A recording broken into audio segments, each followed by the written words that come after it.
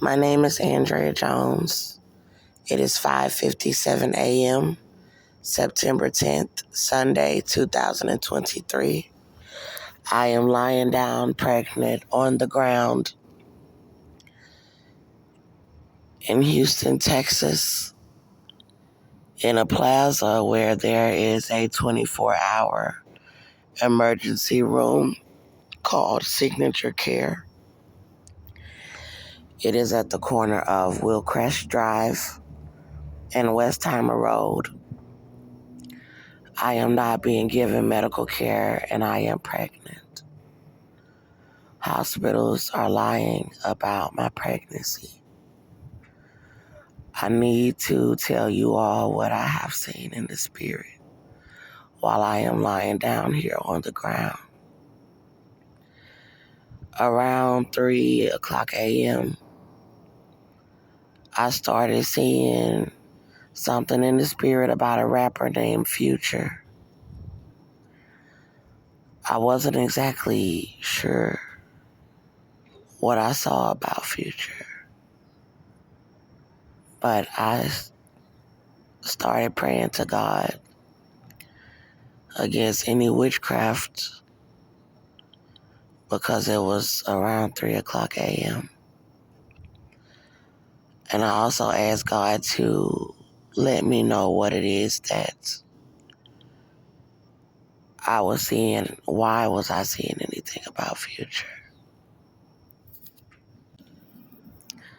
I remember going back to sleep and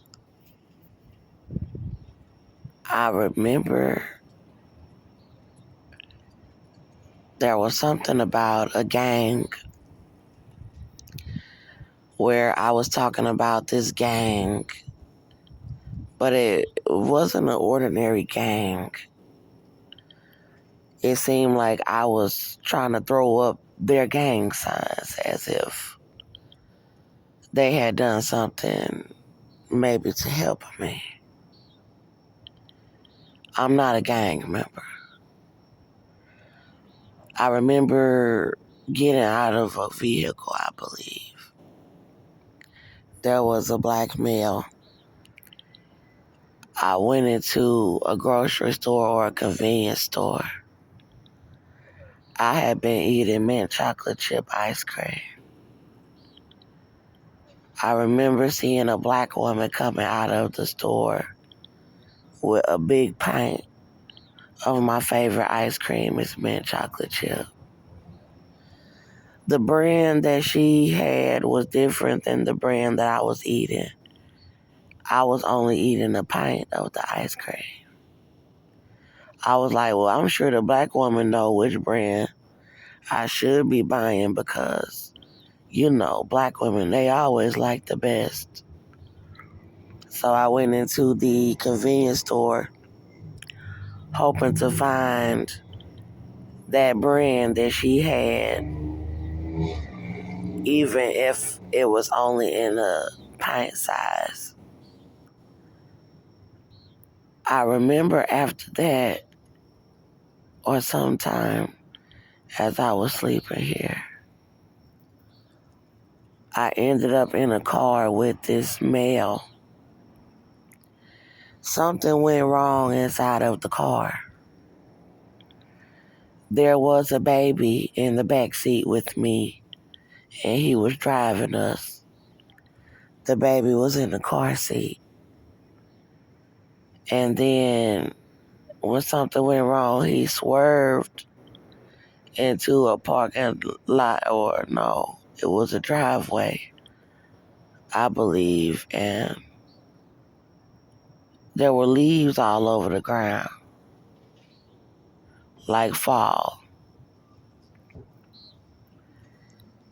And I swung open the back seat, the door, and I started to get out of the vehicle, where I kind of did get out a little bit. It seemed like it was in the middle of nowhere on the side of the road. It was dark. I remember the baby was still strapped in the car seat in the car in the back seat. The male looked at me as he swerved up and I opened the door, almost getting out of the way out of the car. He looked like he was a white male. It looked like he was still kind of young, but he had a little gray hair. And he had on glasses. And he just looked at me with a blank, straight face, looking back. And I thought, no, don't get out the car because he going to try to hurry up and pull off with your baby in the back seat. So I looked as I was getting back in the car with him. I looked to my left and I saw what looked like a mailbox that was shaped like a dumpster or something. Like the color blue, like a dumpster. And there were these wooden, like pieces of wood around it. And then I saw what looked like a sign on the mailbox that looked like it was white and like hand drawn. And it said ticket sales. It said ticket sales as if someone were selling tickets, ticket sales. I also heard this song at the same time as I was waking up. It was Floetry. It's getting late. Why you gotta be here beside me, wanting, needing, holding me. I had to kind of start getting my singing voice on, y'all, because I really can't sing. But it's kind of cold out here. It's not really cold, but the wind is blowing a little bit, and I'm groggy on the ground, so I could try to sing a little bit, but she was like, I'm afraid, don't be, I'm afraid, don't be. See, y'all can't sing that good right now. Don't be, I'm afraid that you'll hurt me twice, baby. So, anyway, y'all don't make fun of me. I'll let y'all come to my vocal classes with me when I get through this. How about that? But I remember hearing that song and I woke up and I was like, it was literally Marsha Ambrosia though. It was her, like in this period, it was her singing for real.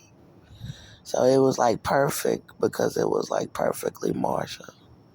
And it sounded exactly how it sounded like in the recording. So not like a live performance or anything. And I just remember like thinking like, okay, why am I hearing something about Floetry and don't be afraid? Now, I was saying that I was afraid before I went to sleep though, because I seen something in the spirit about somebody possibly having that shit and people wanting to give me that shit, like HIV/AIDS or STDs. And I have been talking about Cardi B and Offset and about Future, and everybody selling me out to have me on the ground like this, and then having my enemies all running around like they cute trying to set me and my baby up with gangs. And then what I'm supposed to be sprung over some man that women are telling me that in the spirit that one of these men or some man is trying to give me HIV/AIDS or something. So I was like, I'm afraid of that. I'm scared of that. I was like, I don't even want to date nobody. After I get my money, after everybody did me, dirty leaving me on the ground pregnant with my baby, I was like, it's cool. I don't even want to be with nobody. But after I heard that, I was like, well, afraid, maybe I am afraid. So I was like, you know what, I'll keep an open mind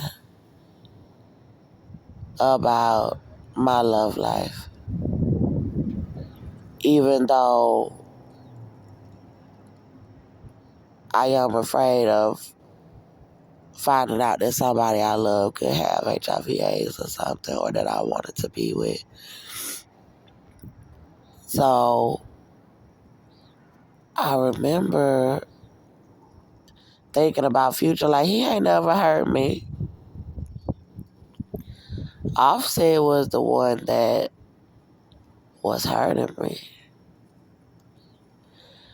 When I found out that Future was with Miami, I ain't gonna say it hurt me,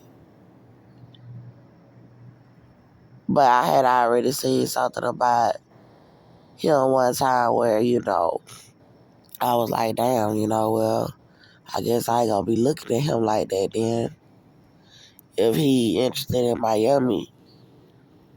But I ended up being with him in the spirit one time after that, so I didn't consider that he was hurting me at all.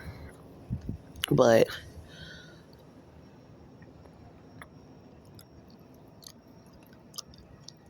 well, when they started coming out saying that he wanted to be back with Sierra and that he was with Young Miami, I wouldn't say I was hurt. But, I felt a certain kind of way. I ain't really, know him. I don't know him like that to be having no feelings, so I wouldn't say I was hurt. But with Offset, if I was to say he hurt me, it was way more than twice. It was maybe, I don't know, it was one time that I know that Offset had hurt me, but I think it was more than once. When he said he wanted to be my baby daddy, or when the Holy Spirit was showing me that Offset was my baby daddy. And he's not the man who I am pregnant by. But when we were dating in the spirit, the Holy Spirit had said a couple of times that he was my baby daddy around that time. And, like, before I could say that he was going to be the baby's dad, somebody came to me in the spirit and said he was on a date with prostitutes. And I called him, I believe. And then he was doing stuff with other women. And it was just too much, so I believe it was more than once. So anyway, one thing that I remember after I had woke up and saw the stuff about the ice cream was that I did not have anything to eat. I don't have anything to eat right now. And I was hungry through the night, where right after I saw that, I was like seeing in the spirit, like as I was kind of in a daze, that I had this Ensure. It's like a milk, and it's like I could see the Holy Spirit like showing me like hurrying up and snatching the plastic off of the milk and drinking it right here. But I was so sleepy and I was so tired that I didn't get the milk out of my bag. I was like, I knew that it was there though. So I was kind of hungry. I remember like praying to God, just asking God to cover me a little bit, because of what was taking place in the spirit, especially after me seeing something about some ticket sales. And I'm like, who ticket sales? I was like, what? Is somebody worried about losing ticket sales? Or, are they trying to get some ticket sales? I don't know. It's because they heard me, like if somebody know I could sing, or if somebody selling tickets to what's happening to the baby. I don't know. But I was like, what's going on? So I ended up falling back to sleep, and I'll tell you what I can't remember because it was so chaotic. I remember seeing this man, and he was about to park a car, but part of the street was missing. Like, it was like a big hole going up and down the street. And it was like he didn't see it or something. He just pulled over and fell into the hole. The lights of the car was still on, like the brake lights. And I guess he had stolen the car. I remember just running and seeing all these cars. They were pulling out of every driveway. They were pulling out of every housing community, like anywhere where there was an outlet to come onto the main street, they were pulling out, and it was dark. I remember at some point I had been in a vehicle, and I believe I was driving it. And I had went on a highway, and all of a sudden, these cars was on the wrong side of the street on the highway. I was going the right way because it was traffic that was going the right way with me. But then in like the first two lanes, people started like rushing in our direction, going the wrong way, like they were going to try to crash into us. There was a metro bus on the highway. It was so crazy that I was like, oh my God, these people are crazy. And it's like they was trying to hurt us while we was trying to drive on the highway. I remember this man walking with me when that car was in the ditch when it was dark and we were running. I remember like seeing all these cars acting crazy, driving out of every like driveway outlet to the main street.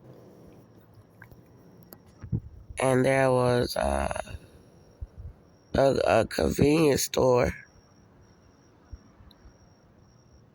and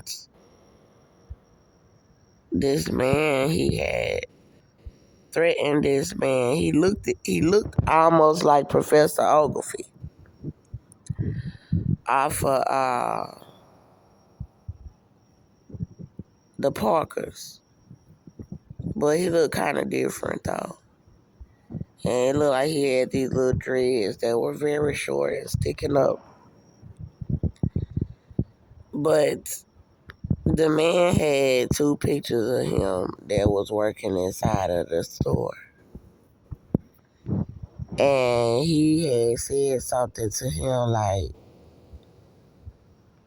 if you go around her again or something, or like threatening him. And then the man had came behind the counter and showed him this small little bottle, and it looked like it was orange juice in it. But it was shaped like a little tiny bottle of Fireball, like the little shot kind. And he was like, yeah, I'm going to get to her house. No, he was like, I'm going to get her somewhere or I'm going to invite her over or something. And he was like, and then I'm going to slip her this. And then he was saying he was going to do something to her. That it was going to knock her out or something. So after that, I saw this young lady. It looked like he had a pack of cigarettes or something too. I saw this young lady and I had just seen this other woman in the spirit. She looked kind of like my mother, but it wasn't my mother. She was a brown skinned woman and her legs were kind of skinny, but up top, her upper body was a little thick. And she was on the phone and it sounded like she was talking to a hospital. And she was like, yeah, I need to come to the hospital. And I don't know if she was trying to say she was pregnant or what, but she was like, yeah, and she was rubbing her stomach and it wasn't that big. She was like, yeah, I need to come and see what's going on with my stomach or something. And I just thought to myself, like, something wasn't right. Like, I was thinking, like, what is she trying to do? Lie about a pregnancy? And is she trying to have somebody say that she's not pregnant? Or what is she trying to do? Are they trying to steal somebody's baby? Like, I didn't know. So I remember that just happened very quickly, and it looked like it was other people around her, like, sitting and listening while she was on the phone saying she needed to go to the hospital and see what was going on with her stomach. But it seemed like she might have been trying to run game. So then I saw this other black woman and she was standing outside. But it was two versions of her standing outside. One version of her had this long, curly afro hair. And she had on the same outfit, like this little brown checker outfit with the top piece and the bottom piece. And it looked like she was waiting on somebody. And I think it was the guy that was saying that he was going to give her a drink and knock her out cold. And then it was another version of her, and she had her hair flat iron, and it was kind of trimmed, like a little cut. And so her hair was like blowing in the wind a little bit. And she rubbed her fingers through her hair and turned around. And I heard this song this woman was singing, saying, you doing your friend dirty. You selling your friend now. And I was like, don't drink the drink. So I think whoever was going to come and get her, that he was going to give her a drink that was going to knock her out and do something to her. I think she had a small baby bump.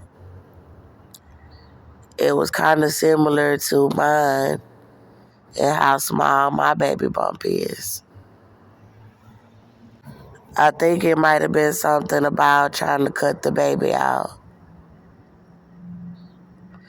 and trying to get her unconscious to cut the baby out. I remember being in another location and it was something about my cousin, Irma. She started arranging to come into an area where I was at. And I found out about it. And there was another woman that she was doing the operation with for her to come and get in a vehicle around me. And I think my older sister Larissa was involved. I was outside at a bus stop and I was being starved in the spirit and I am pregnant. So my baby bump was very small. There was another woman that they were doing the operation with, but I don't remember much about that part.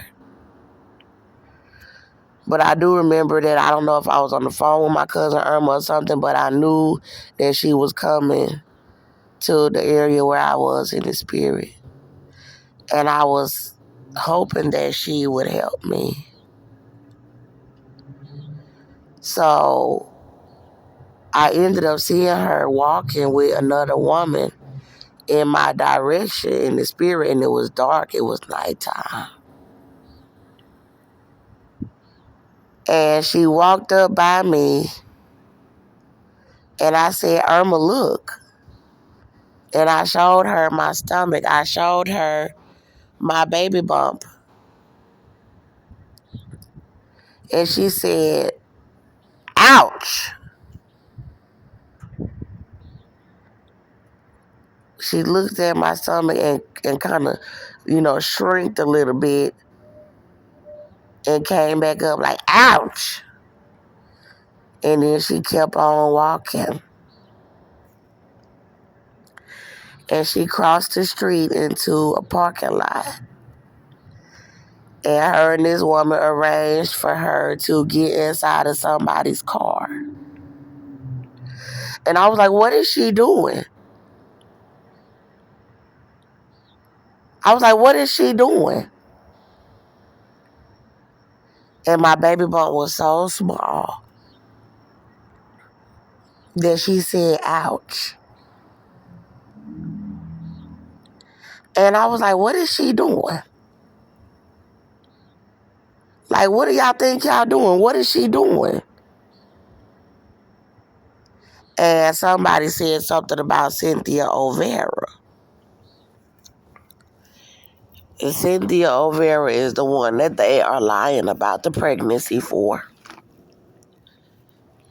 She told me that she paid to have the baby killed and has been having everybody, including my family, starving my pregnancy and trying to kill my baby and me. She's a white woman. She's my baby daddy's mother. And he's white. So I had heard him in self-defense, and Cynthia started paying people to hurt the baby. And she said she was raping my little boy to death with the Ku Klux Klan, saying, because I heard Austin and he was white and I'm black, that she was racist, and have my whole family and the entire country in on that crap. So I saw Cynthia right after she had got in the car, and after Irma, my cousin Irma Marshall, had got in this car. I saw Cynthia. She was old in the spirit, and she was fat in the spirit. And she had these little kids with her that were kind of like brown skin. My kids have always been very light and yellow. My baby that I'm carrying in the spirit, I'm seeing this baby is bright and yellow in the spirit. The daddy is white. And I'm light brown. So they kind of got me a little dirty, but I'm light brown naturally. And my son was damn near white too. So I seen her with these kids. They was not my kids, because they were kind of brown.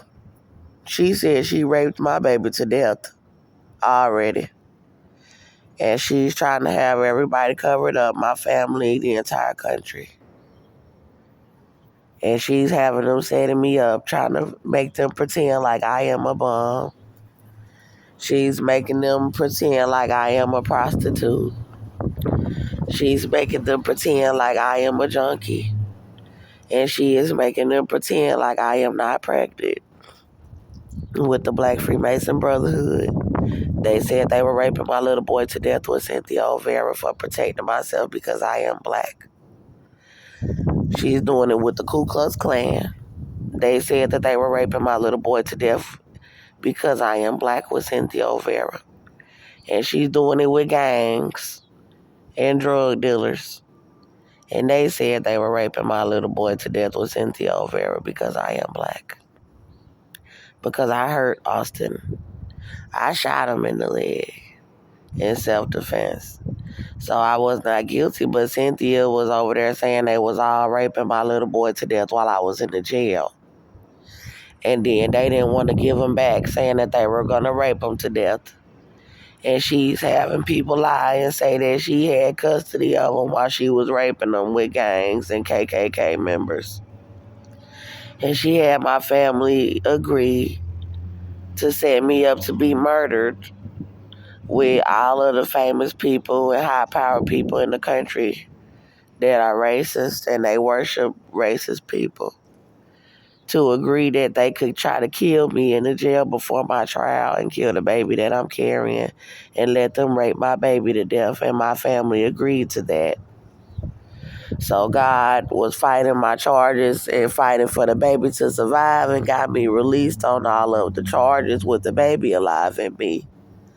But they had my son already saying they were already raping him to death. So they didn't want to return my baby to me after I was released on the charges. And they've been setting me up outside ever since with the baby alive in me. After saying they raped my little boy to death. So Cynthia was in the spirit with Irma. And Irma was getting into a car for Cynthia. And she was trying to do something for Cynthia and then walked past me and just set me up pregnant and starved outside. Irma has been trying to kill the baby with Cynthia, my entire family. So I felt like I needed to hurry up and record this information. So I am pregnant and I am starved on the ground. I remember seeing something else. There was another man at another convenience store. And it looked like he only had one tooth in his mouth, but in real life, I think he has teeth. The convenience store is on Wheelcrest Drive right here at the corner of Medically and Lane. I came into his store like not too long ago. And I was like, give me a Black and Mild and a lighter. I haven't smoked anything like in a long time. I don't do drugs, but I had smoked cigarettes and Black and Milds. And I was like, give me a cigarette and a Black and Mild. The reason why is because they have been trying to abuse me, and I wasn't smoking anything. I wasn't smoking no cigarettes or anything. But it had got to the point where God had said that he would raise my lawsuit to $1 billion if they kept having security. They had security officers trying to kill the baby with them. So I came to lie down over here on the bench, and they were having somebody harassing me, and they were trying to bar up the bus stops, and they were putting ants all over the ground and all the other areas where I was laying down. So the person that was harassing me, they were about to try to basically have me assaulted. They're trying to assault me and kill my baby and me. So I got so stressed because I've already had to sit in jail on charges for seriously hurting somebody for attacking me. At the time, I did not know that the baby was still alive in me. I did not know because I was pregnant and bleeding while my baby daddy, Austin John Meador, was attacking me. But the baby survived, and it was alive in me inside of the jail, and they lied about it and started starving me, saying they was raping my little boy to death. And they just tried to cover it up ever since I've been released on the charges. But I know that the baby is alive in me. So that's going to make me more violent with people trying to attack me and kill it. So I felt so stressed out that they were trying to attack me that I went to the gas station because it was like people that are trying to attack me with police. They're trying to attack me with, excuse me, it's kind of cool out here. It's got my nose out the security guards. And they're trying to attack me with gang members. So I was stressed and about not wanting to have to use deadly force on these people. And as a result, they're trying to kill me and kill my baby to cover up raping my little boy and that I am pregnant, all for this white male because he was attacking me and I hurt him in self-defense. Because him and his mom is racist and Ku Klux Klan and child molesters and said they killed my baby with my family raping them. So I was stressed and I fled to the gas station after cursing them people. I said, I pray God destroy y'all for what y'all trying to do. I was so stressed out because for the first time I realized that I may have to fight these people, man. Because if you try to kill this baby like that, I'm going to fight you back. And I'm going to hurt you. I'm going to hurt them folks. And I already know what their agenda is. To jump on me with police for protecting myself and kill me and my baby. To try to kill my baby and cover up that I'm pregnant. And the way that I'm going to protect myself for everybody trying to kill my baby like that, you're going to have to kill me. Or get down there close to it. So for somebody to do that to me, as a pregnant black woman, to have everybody involved in the whole damn community, everybody in West Chase area here in Houston, Texas, everybody in Houston, Texas, every business establishment, every last one of my family members, everybody that's claiming you a celebrity, everybody in government, everybody all over the United States, all of the people that's running all of the continents that I done reached out to today was over here doing this to me and this child, all the hospitals that's lying about the pregnancy, to do that to me. To have grown-ass men over here trying to attack me to where I got to use deadly force on their ass and then everybody just jump on me and kill me pregnant with a little baby. I went up inside of the gas station and I said, let me get a black and mild and a lighter. And he knew that I was pregnant because he had already asked me and I told him, yes, I am pregnant. I came into the store every other day and get ice and something to drink. And I felt a little guilty when he saw me getting the black and mild, and I told him. I said, they all out here trying to kill my baby up in me because I got a multi-million-dollar lawsuit. I said, the black and mild ain't gonna hurt the baby. I said, I just need to hit it right quick to calm me down, keep me from hurting one of these folks. And I left out the store. And I did go somewhere and charge up my phone and try to hurry up and release the information about what was going on. I don't know if I was able to really release exactly what had happened, but I've been releasing the videos all over my channels. So I saw him, I saw him in the spirit Well, I didn't see the man who I spoke to when I got the black and mild, but it was another male, a younger male. And he was like, my people said that they don't want you coming back to the store. And I was like, what you talking about? I haven't done anything. Now, the only thing I did, what did happen is that I had asked somebody to help us with food. And they were saying, no, they're doing the operation to have me begging them for food. And then they're saying no, knowing that I'm pregnant, trying to start my baby for the Ku Klux Klan and for the black men that said they were raping my little boy to death. And they're trying to stop me from winning a lawsuit about my pregnancy. So there was a black woman that was doing the operation. They're doing it all over the community. And I had filmed her asking if she would help us with the food. And she said no.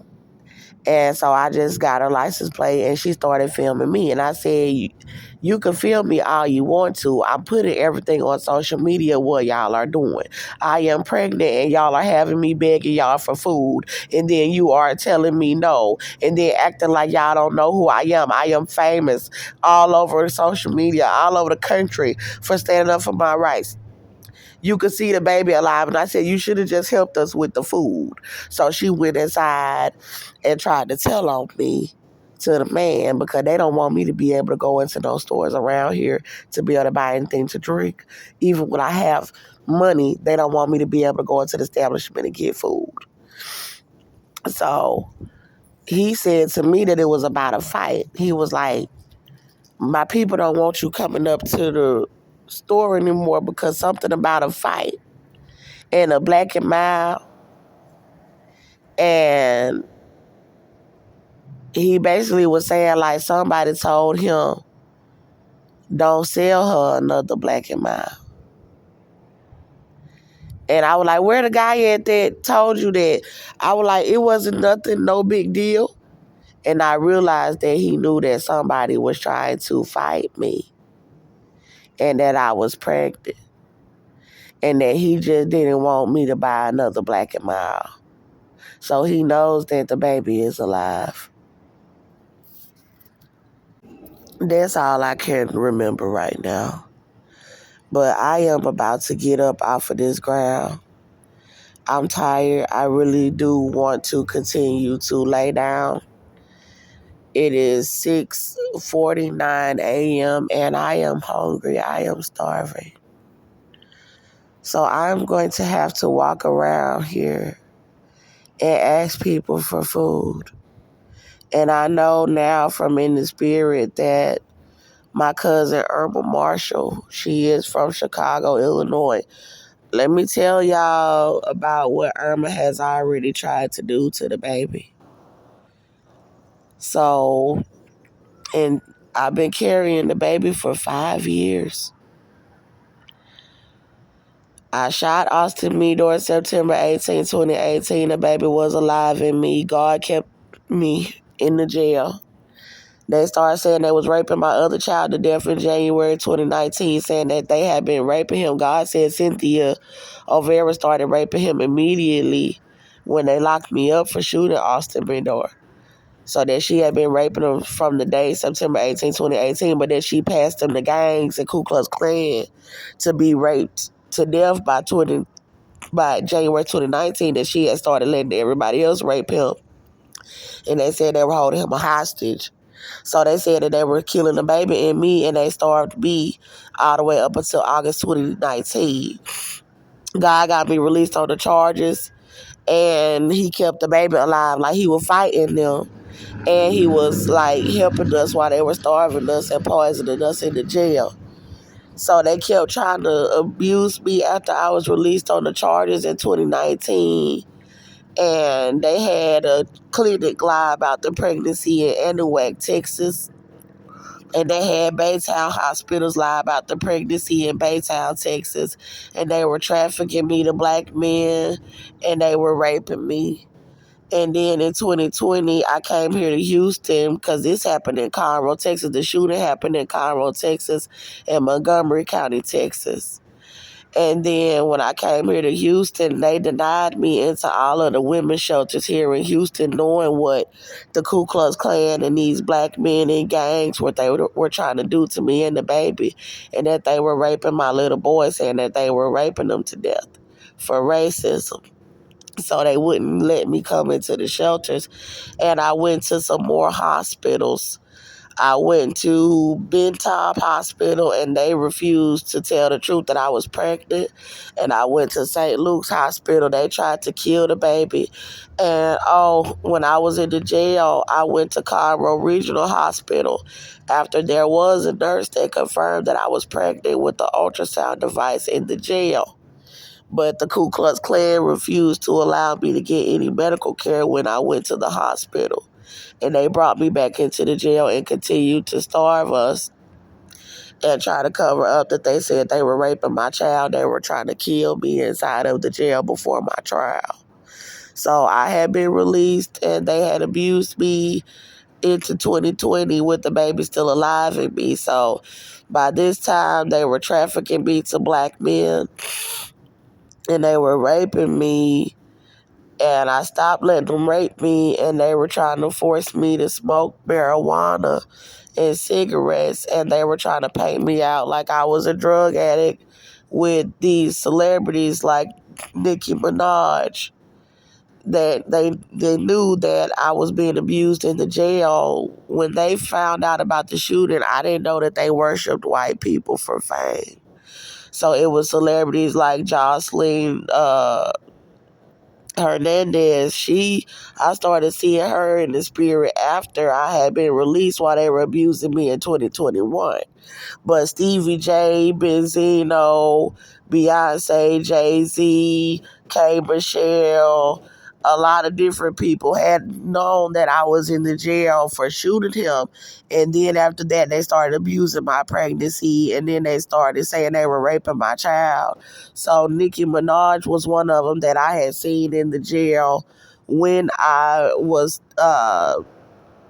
pregnant in the jail before they started saying they were raping my child.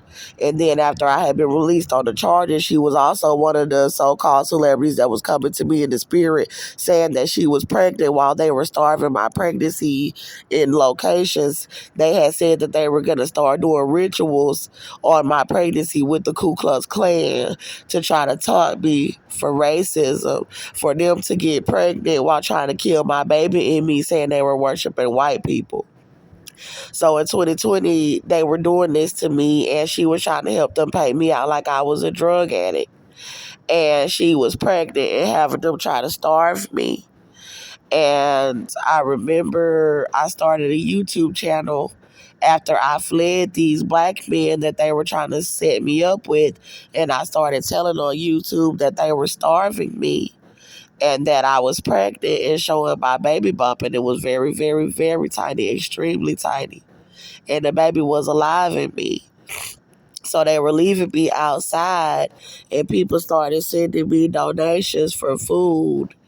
And they left me outside in the freezing cold in the winter, and they had black men driving around trying to set me up with the Ku Klux Klan. So I was receiving donations through PayPal, and I remember in GoFundMe, and I remember getting a motel, and I was able to start putting out pictures of my child's father, my baby's father, Austin John Meador. I'm pregnant by him with this baby too. Austin John Meador putting up his mug shots online, and my aunt Barbara Thomas, that's Irma Marshall's mother. She started contacting me on my YouTube channel saying that she knew that Austin Meador had been attacking me. And she said that she would allow me to come down there to Little Rock, Arkansas with her and that she would help us. So around the beginning of 2021, I went down there to Little Rock, Arkansas on the bus with the baby still alive in me. I was still releasing the videos on YouTube about my case, but I was showing pictures of myself with my son that they stole and said they were raping to death and telling the truth about my case and that I was pregnant with the baby alive in me. Barbara Thomas said that she could tell that I was pregnant. So Barbara started doing these operations with men. There was a strange white man that knocked on her door and she started acting funny, like, don't come to my door. And there was black men. She kept leaving the blinds open where she was telling me I could sleep on the couch in the living room, and I knew that somebody was spying on me through her window. Matter of fact, that just reminded me of the last part of my vision that I had before I woke up. I remember now. I had went into this location where this black woman had 3 rooms, and she said she would rent me a room. Like it was like a hotel, but it wasn't. It was an apartment that they were renting. And she said that there was one couple or one guy that was staying in one room. And she was like, you could stay in that room or you could stay in this room. So the room that was kind of nice instead of like a normal room was in the living room. The other room that was private was very small. And it was very stuffy where you could barely move around. And I was like, is it okay if I stay in the room that's in the living room? Because it was a lot bigger.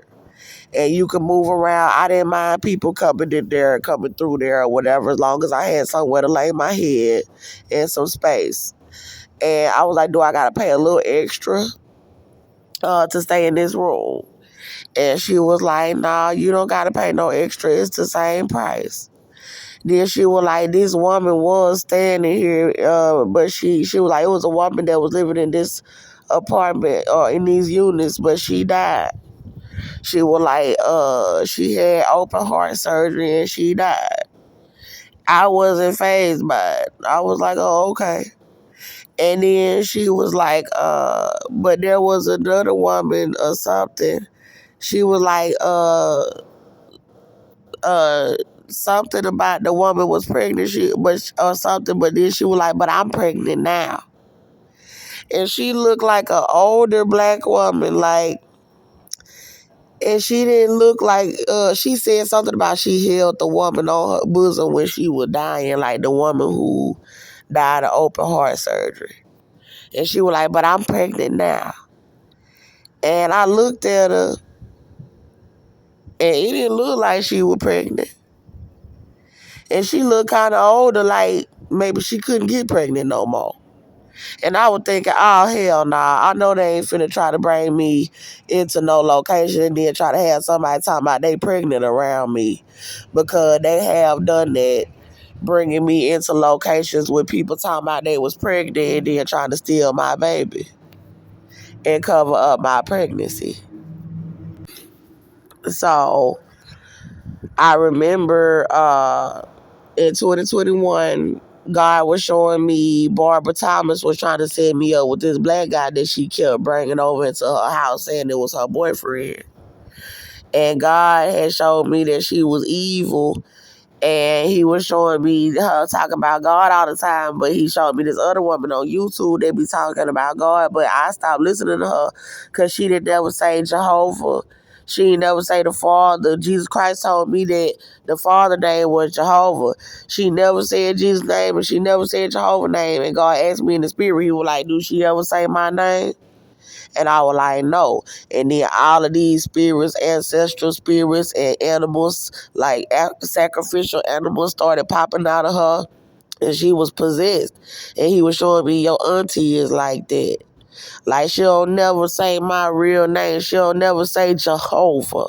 She was over there trying to tell me, say Yahi, the Yashiwa, and all that stuff. And God was like, hell no. Nah. If she ain't gonna say Jehovah, do not trust her. So I remember him showing me my auntie trying to set me up after he showed me that. And it was a witchcraft spirit that tried to attack me. And I saw the spirits of dead men. Like, I think it might have been men that she might have been involved with their demise, and they had cobwebs all over their body like they had been dead for years. And she had these paintings that she had all over the walls of her house. But in the spirit, God had the paintings in there around the dead man body with cobwebs all over it. And he had just bust out the latest spirits from the ancestral spirits. And then the paintings were all evil. They were all witchcraft paintings that my auntie had been painting. And the spirit tried to attack me, and it tried to bind my tongue and try to stop me from saying Jesus while it was trying to attack me. So where I had to sing it in the spirit in order for the spirit to let go of my tongue. And I said, "Oh, Jesus." And I was able to break the bind because it had something on my spirit where it was trying to attack me. And I was like, "Oh, oh," and trying to say Jesus. And I had to sing, "Oh, Jesus," to break it off of my tongue. And I was like, well, I'm not going to leave my auntie house yet because I don't got nowhere to go. And God was showing me that you need to leave out of here, even if you leave without your wig on your head, that you need to run up out of here. And so she had told me she was going to take me to the hospital so they could help my baby.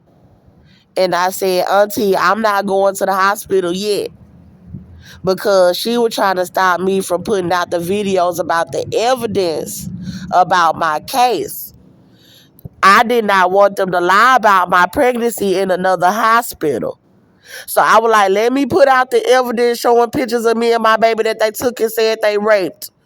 Stop interrupting me while I'm putting out the evidence about my child, because she was coming and trying to start fights with me while I was recording the audio to my videos. And she was coming in there trying to start crap while I was showing my baby bump on videos. She was like, "It's like you just want to show off." I said, "No, people need to see my stomach. They need to see what my baby bump look like. Ain't no I'm showing off nothing." And then she was messing with the mirrors. So they been trying to make me look like I'm a damn junkie and trying to make me look ugly, trying to stop me from having my hair done and my makeup done and being clean, so they could try to make me look like I'm some prostitute, a bum bitch, or like I'm a mental patient for people that said they was gang raping my child to death. And I went in her mirror when I first got there in the bathroom. I flat ironed my hair, a wig. I flat ironed it. It was a human wig. I did my makeup and I was speaking on videos about the things that I was seeing in the spirit from God about my case. I went back into her bathroom. All of a sudden, somebody bust the light in the bathroom while they were doing all that. And I'm like, oh, okay, they gonna bust the light. I'll get a new light bulb. And I put a new light bulb up in there. You ain't gonna do no witchcraft on me and bust no light, thinking that's gonna stop me from using the mirror. And so I remember when I told her, I said, "No, I'm not going to the hospital until I put out all the evidence showing me and my son together and telling how they stole my child and abused my pregnancy. So that way I can have representation when I go to these hospitals where my lawyers are like, no, we see that baby alive in her. We know that baby is alive." I was recording the baby's heartbeat on fetal heart monitors as well. I'm going to have to leave that in the description box of this video with all of the baby's videos of the baby kicking in me, because God says I have a multi-million-dollar lawsuit about my pregnancy and that you can see the baby kicking in videos. So I was like, "Auntie, let me handle this. I'm not saying I won't let you take me to the hospital, but I need a lawyer. They gonna keep lying about it. And I told her, I said, Auntie, they are the United States. Once one state is lying about your pregnancy, they are united. They are all going to lie about it. And they gonna try to make you look like you crazy while they lying about your pregnancy. And I said, I'm not letting another hospital lie on me and try to discredit me. Let me put out the information about my case and try to get a lawyer to go with me to this hospital. And she said, you know what? Get out of my house. You not having no baby up in my house. And so I had fell asleep, and God showed me running out of her house. And there was a little boy with a Bible. He was a black boy, like a bloodline. And the man that she was having saying was her boyfriend, he had this big old anchor that you could shoot out of a gun. And he shot the anchor at us.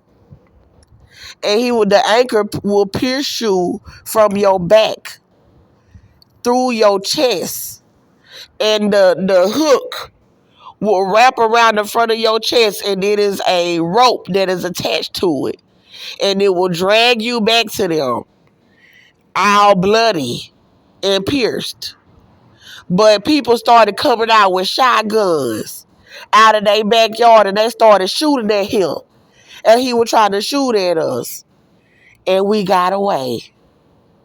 And I ended up having to flee from my auntie's house through people's, like, past people backyards that had similar gates, like wooden gates, to the people that I saw that came out shooting at them.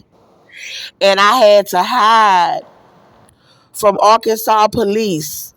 They were crawling around me. Racist white police and gang members. And they were trying to hurt me pregnant outside in Little Rock, Arkansas. And I called my grandmama, Irma Marshall. Irma Marshall was saying that she was raping my baby to death with Cynthia Olvera for Austin Meadows' leg, saying he was white. She's from Sweet Home, Arkansas, but she raised most of my family in Chicago, Illinois, where I was born, and in Little Rock, and in Florida. So I believe they was back in Chicago when she was saying that she was helping them gang rape my little boy with the Ku Klux Klan. And I called Irma Marshall and I said, Granny, your daughter Barbara Thomas got me staged outside pregnant out here in Little Rock, Arkansas. And they were having white males come up to me asking me if I wanted cigarettes while they were staging me out there. And I said, Granny, I need you to get me a ticket and buy me a ticket to Atlanta, because Atlanta has shelters and stuff. And I was like, okay, Atlanta got so many shelters. They denied me into the shelters in Houston trying to set me up out there. I was like, okay, Atlanta will take me in. So my grandmama was like, why don't you go to Atlanta and go down there with Andrew and Larissa? Now, Andrew Jones and Larissa Jones was saying that they was gang raping my baby and let the Ku Klux Klan gang rape my baby to death in Texas when I was in the jail. And Andrew Jones and Larissa Jones was helping them lie about the pregnancy and trying to kill the baby in the jail, saying that they was devil worshippers, that they was worshiping white people and setting me and my kids up to be killed with gangs because I had shot Alton John Meador in the leg and he was white. So I was like, nah, Granny, I ain't going down there to Atlanta with Andrew and Larissa, because I knew that was a setup. I knew she was going to try to get me up in there with Andrew and Larissa and then try to have them cover up the pregnancy and cover up raping my child while I was all over YouTube releasing the evidence about the truth about my case. So I was like, nah, Granny, I'm going down there to get into the shelter to get myself on my feet as a woman, because in the shelter, I got the right to tell that they was raping my baby. In the shelter, I got the right to tell that I'm pregnant. In the shelter, I got a right to get a lawyer and get a job and get on my feet and get medical care for my baby that's still alive in me. So she bought the ticket, but she didn't send me no money to get no food. So I knew Granny setting you up because she knows that you pregnant. And she said, oh, well, your sister was sick Something about she was pregnant or something. I'm sitting over here knowing that they said they were performing rituals. So my little sister Shakita did a ritual to get pregnant while trying to kill my baby and me.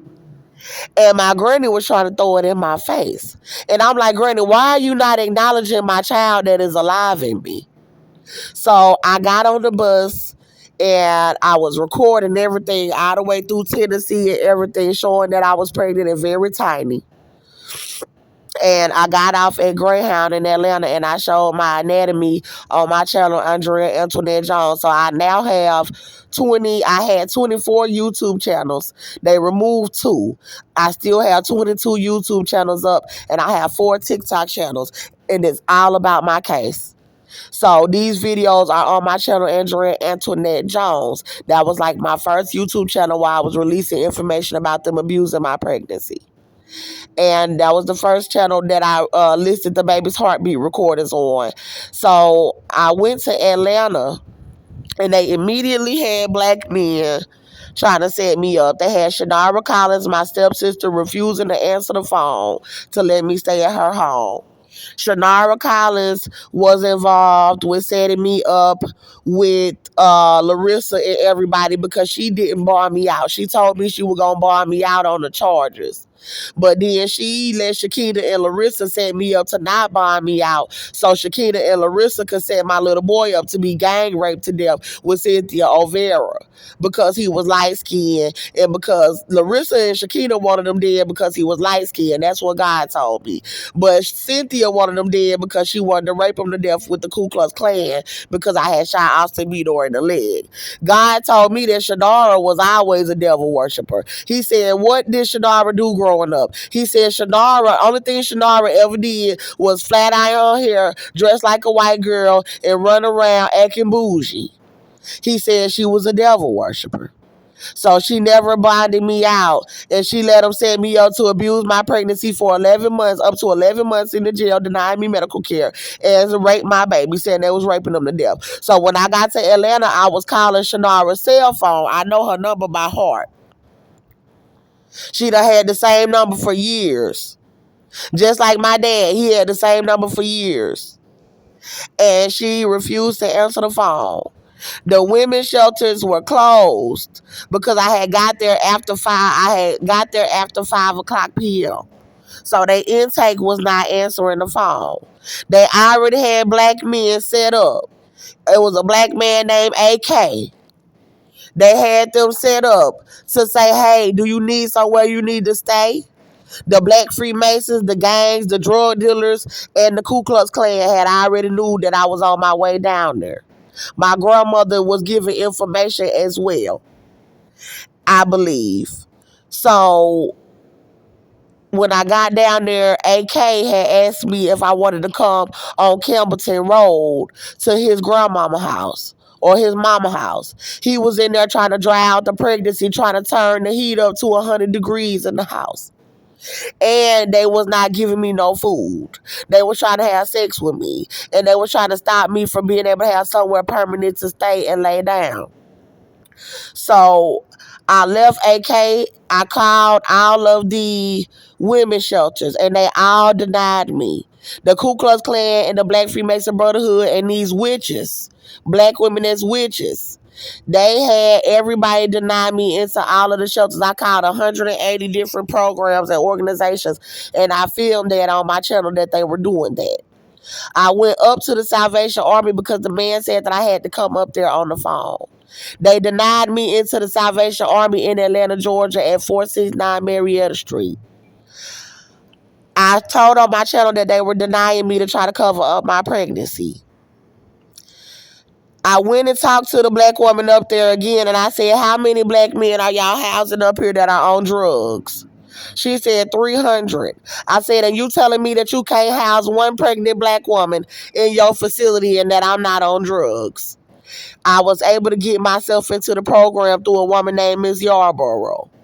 I told Ms. Yarborough I am pregnant. They've been abusing my pregnancy. I shot a white male in self-defense in Texas. They took my baby and said they was raping them to death. They're not giving me medical care. She told me that she would hook me up with a program director, and she hooked me up with a woman named Rochelle Frazier. Rochelle tried to send me to go to work with the baby alive in me after the baby had been abused all of 2019, 2020, and it was 2021. How you gonna try to send a black woman to work like that in that condition? I agreed to meet with her employment specialist, and she still kicked me out of the program because I had bought a fetal heart monitor from the Target in Dunwoody, Georgia, with the money that a man had sent me from California from donations.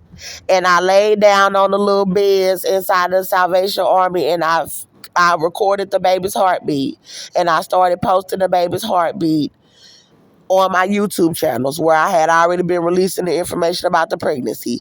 They had been refusing us the fetal heart monitors inside of the hospitals and refusing us ultrasounds. So I had recorded the baby's heartbeat. The baby's heartbeat is different from an adult heart rate.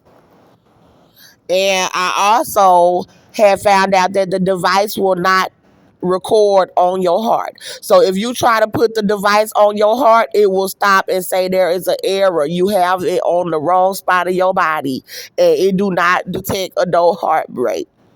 If you put it on your wrist, it'll say the same thing. You have to put it on your belly. It is designed for the fetal heart rate, and it will not detect an adult heartbeat. The type of device that I have been using, it was called Hubble app. It is a very good app for women out there who might be interested in the good fetal heart monitor. I used it myself. So Rochelle was plotting on me with the Ku Klux Klan and the Black Freemason Brotherhood inside of the Salvation Army. So what they were doing was they were allowing black men to come into the facility to try to set me up, and they were allowing them to surround the property. And then they were having white women come into the kitchen to start messing with the food with black men. And I was filming the baby moving, and they were starting having the military or somebody messing with my camera as I was filming the baby kicking in my womb, sitting down inside of the facility. So they were having people poisoning my food, and then they were trying to skimp the food off of my trays. They were having people following me off of the property all around Atlanta, Georgia, following me and the baby around the city as I was trying to release videos about the information while I was out. Then they were having black men asking me to get into vehicles with them, and could they give me money for sex and give me marijuana around the shelter. And then she had a woman try to get like verbal with me inside of the Salvation Army.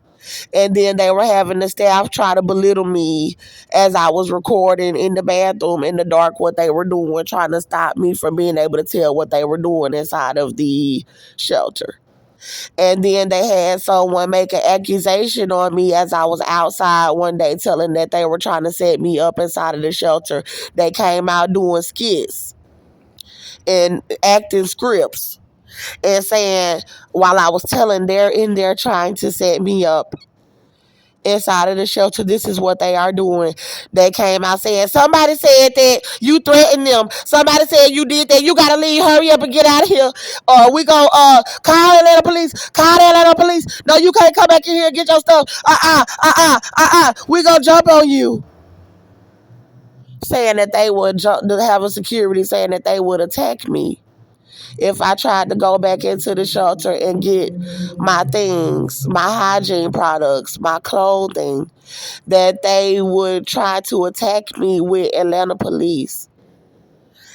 And I had my fetal heart monitor in my purse because I had been recording, just taking a little heart monitor and doing it while I'm sitting down on the bench outside. And I didn't have the belt that went to the fetal heart monitor. So they thought that the belt, because it was in my locker, that they were going to steal the whole monitor. But I had the monitor. I left the belt. So they even tried to steal the fetal heart monitor and tell me I couldn't retrieve anything out of my locker. And when I said, let me get my stuff out here, if y'all want to try to say I did something and you're lying on me on camera, let me get my things and I'll leave. But they were trying to attack me to try to stop me from getting my stuff, so I just left. I knew they were trying to kill the baby. And so I left the property with my purse and I went to this guy's house that was sleeping in an abandoned building, and I recorded that I was forced out of the shelter, but I'm safe.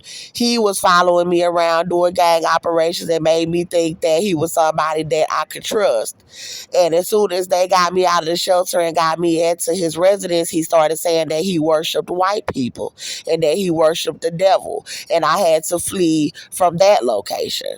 So they just had black men and black women and police trying to set me up all over Atlanta, Georgia, outside.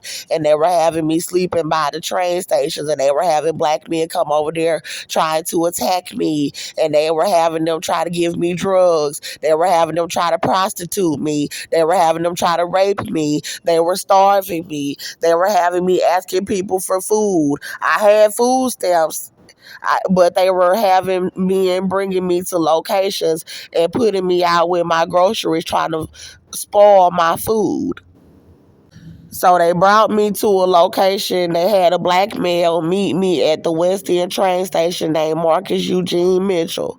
And he said, I got some money. I got a job. I'm finna go to the mall. You want me to take you get something to eat? You can live with me in my apartment. I got my own place. But he was like, I'll post your little braided ads because I wanted to braid some hair to make some extra money and post them on Craigslist. He said, I'll do everything for you, but you got to be my girlfriend.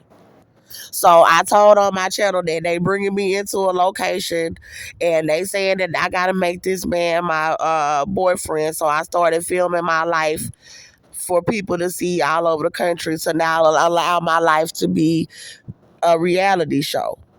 Not as a show like for your entertainment, but so people could actually know what I was going through and how I was being trafficked. And so he was forcing me to have sex with him. He started trying to abuse me. He started trying to pay me out as a drug addict. They were having me and following me around with drugs. And he started trying to force me out of the location with my food. And he started trying to attack me. Let me get off of this ground and put my stuff in this little cart that I have. And I'm going to finish telling y'all before I have to start trying to go and get food. Because I need to get up now before somebody say something to me. Okay, so I just hurried up and stuffed all of my stuff in this little cart. So they had Marcus Eugene Mitchell with another man named Dave inside of the property. So I was smoking cigarettes around that time. I'm not smoking them now, but you know, when somebody say they rape your baby to death, you might pick up one too. So I was not smoking cigarettes when I was released from the jail. I didn't start smoking them until after they kept lying about the pregnancy.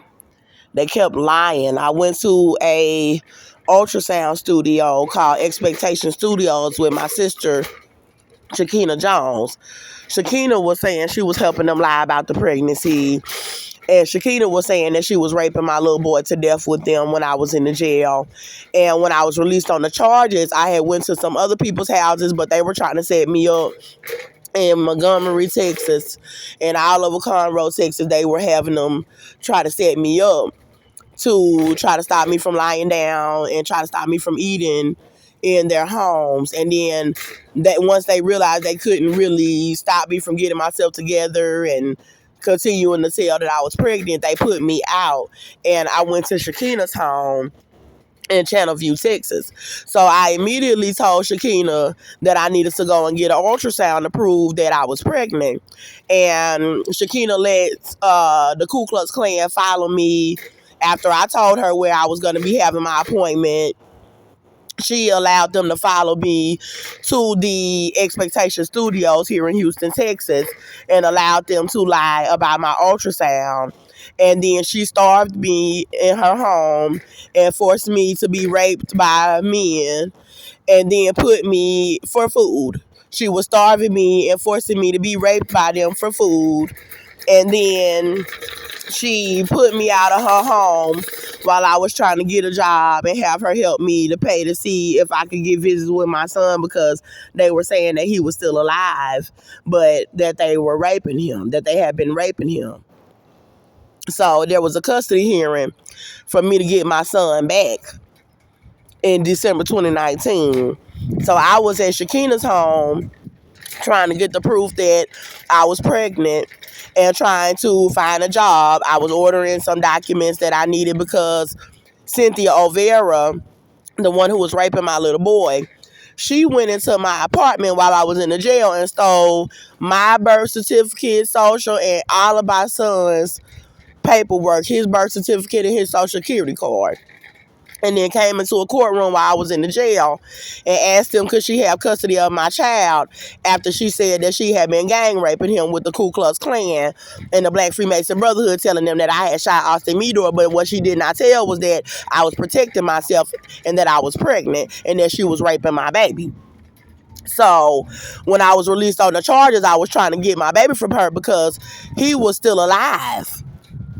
And so they didn't want to give him back because they had been raping him, saying that they had gave him AIDS and herpes. But that's my baby. I wanted my child from her. I was trying to save his life. So I told Shakina, to go ahead and pay for the visit for me to see him, and that I would pay for my documents and stuff so I could get a job. Shakina was like, I don't have it. She originally told me that she had the money for me to pay to see my son, because the judge was saying that I had to pay money for the visit that was like $100 to $300 or something. And I didn't have it. And so Shakina was like, she had it. And then she was like, hold on, let me see what I can do. I'll get back to you. Then she started telling me, you got to get out of my house. After they lied about the pregnancy at the ultrasound studio. I was like, why? I said, why would you put me out right before my baby custody hearing? So there was a custody hearing that was coming up in December 2019. I got out August 2019. I ended up coming to Shakina's house like around like the end of August, I think. So it was August, September, October, November, December. So it was only 3 months before the custody hearing. That was enough time for me to get a job, get some medical care for the baby, show to tell what really happened, and to get my son from Cynthia in custody court because I was with my sister. And I couldn't even have my own place by then. So Shakina was putting me out for them after having them lie about my pregnancy, and then she starved me. So I was like, why would you tell me that I need to leave right after I asked you to let me see my help me to see my baby, and right before his custody hearing? She was like, well, I'm downsizing. I already knew that Shakina was setting me up. Yeah, right now they got a black dude coming over here. They got these guys, everybody doing operations on me everywhere. So I already knew that she was setting me up. And I was just like, I'm not finna argue with nobody. They don't want you in the house. Okay, just leave. I knew that she knew that they was raping him, that she was involved. She was on the phone with Granny and Irma and Desiree, my family that was setting me up while I was over there. And then they was over there lying on about my pregnancy with Andrew and Larissa. And so I was like, you know what? I'll just leave. So I did end up having to leave her house. I was very starved. I took pictures of myself. It's online on my channel, how I left Shakina's home. And then she forced me to go with black men that was raping me, and they were drug dealers. Or at least they were trying to portray themselves as drug dealers. But the man told me that he would rent me a room. They would not rent the room to me, and they were forcing me to have sex with them, and they were trying to starve me, and they tried to stop me from going to my son's custody hearing, and I had gotten a job. So they were doing chaotic stuff like pulling guns on me and everything around the time that I had the job. And then they tried to stop me from going to my son's custody hearing. So I did go to my son's custody hearing in December of 2019 at the very beginning. And the judge is a white man. I believe he is a Ku Klux Klan member. His name is Tracy Gilbert. He is in the Montgomery County Courthouse in Cairo, Texas. He lied on me to my face. He was making up excuses to reset the court date while I had a witness there in the courtroom with me to tell what had happened and that they needed to return my child to me.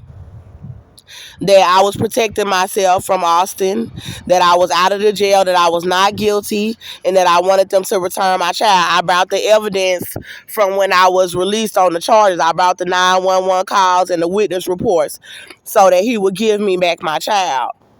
Because they were trying to make it seem like because I shot Austin, that they were making it seem like I didn't have no income and they were just trying to rape my baby and get away with it.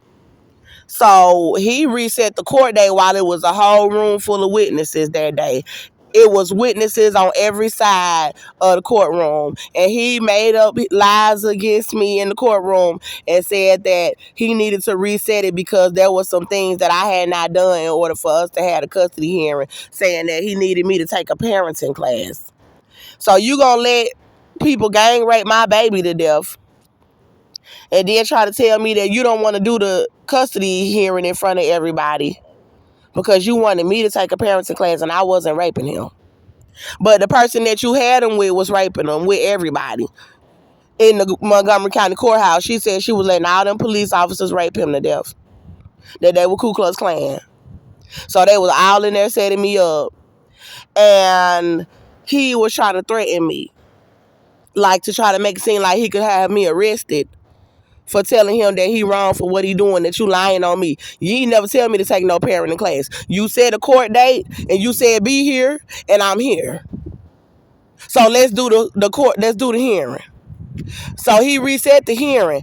I still couldn't take the parenting class because I didn't have the money. And I was staying all the way in Anahuac, Texas. And the court date was all the way in Conroe, Texas. I ain't have a car. So the people already didn't want to take me to my court date. So I called up to the courtroom and told them, well, I can't take this parenting class. I don't have the money and I don't have the time, the transportation to keep coming back and forth. But I will be there at this court hearing. The next one that's reset. I was at the first one and I came to the reset date. So when he reset it, they schemed to not have nobody in the courtroom. They didn't have nobody in there but Cynthia Olvera that was raping my baby. And they had a white man that was there. And he walked out the courtroom after whispering stuff to Cynthia. And they had me and Cynthia and Tracy Gilbert and this white woman, like a couple of white women that worked for Tracy Gilbert. And they was Ku Klux Klan too, I believe. Ku Klux Klan members inside of the courtroom. And I told Tracy Gilbert, he made me get on the stand and tell him what happened. And I told him Austin John Meador was in prison and I was raising my son. And he got out of prison and he was abusing me and my son. And I shot him in self-defense. And I'm out of the jail. And I have a sister that's here in Texas. And I want my baby returned to me. And he said, nope. I'm giving them to Cynthia. And Cynthia was raping them. He did that for the Ku Klux Klan. And then God said they tried to set me up to be murdered from that court date. That my son was 3 years old. He said so in Atlanta, Georgia, they were trying to set me up to be murdered in Atlanta, trying to say that it was COVID going around, trying to set me up to be killed about some bullshit about COVID. I don't have COVID. But God, no, this was in 2020. Okay, so in 2020, this is when rewind. In 2020, they started saying that COVID was out, that they were testing people for COVID, that people was dying of COVID. And I remember before I started my channel, they had me in an apartment. No, they had me in an apartment with a man named LaMarcus Sanders. LaMarcus Sanders, Charles Cross, They brought me from a location with a man named James Devon Harris. James Devon Harris was trafficking me with them and raping me, covering up my pregnancy. He pulled a gun on me. I had him charged, but they were trying to cover it up just like they trying to cover up everything. James Devon Harris trafficked me to LaMarcus Sanders. LaMarcus Sanders trafficked me with Charles Cross from Kings Row apartment in Sunnyside, Houston, Texas. And then they trafficked me to a location off of MLK Drive here in Houston, Texas, with a woman named Lily Morris and Bianca Hudson, with Charles Cross and LaMarcus Sanders. They were trying to make it seem like LaMarcus Sanders was my man, like he was buying me stuff, but then they were trying to mess with food, and they got upset once I said I was starting a YouTube channel to put out the information about my case. Then they started trying to attack me and say there was no baby, that I was not pregnant. LaMarcus said that he knew that I was pregnant from the time that he had picked me up and brought me over there. Then they had LaMarcus traffic me in his truck for gang members to surround me outside in Houston. And he was starving me inside of his truck. And they were trying to cover up raping my child with everybody in Houston, Texas. So I had to flee from LaMarcus Sanders. He tried to get police to try to say I was a danger to myself, to try to force me to stay with him in gangs, so they could try to abuse my pregnancy and then cover up raping my child. They didn't want me to have a YouTube platform. They just wanted everybody to be abusing us, and they didn't want me to be able to tell about it. So the police said that I could call on him if he did not leave me alone. So I ended up starting my first YouTube channel outside on the streets after leaving LaMarcus Sanders. But Lily and LaMarcus and them were trying to set me up with police with HPD inside of the apartment with gangs. And they were turning down the air conditioning. That's one thing they'll do. Is they turn down the air conditioning all the way to as low as it'll go. And then they'll have fans and stuff on. And they'll try to make you sick inside of the location.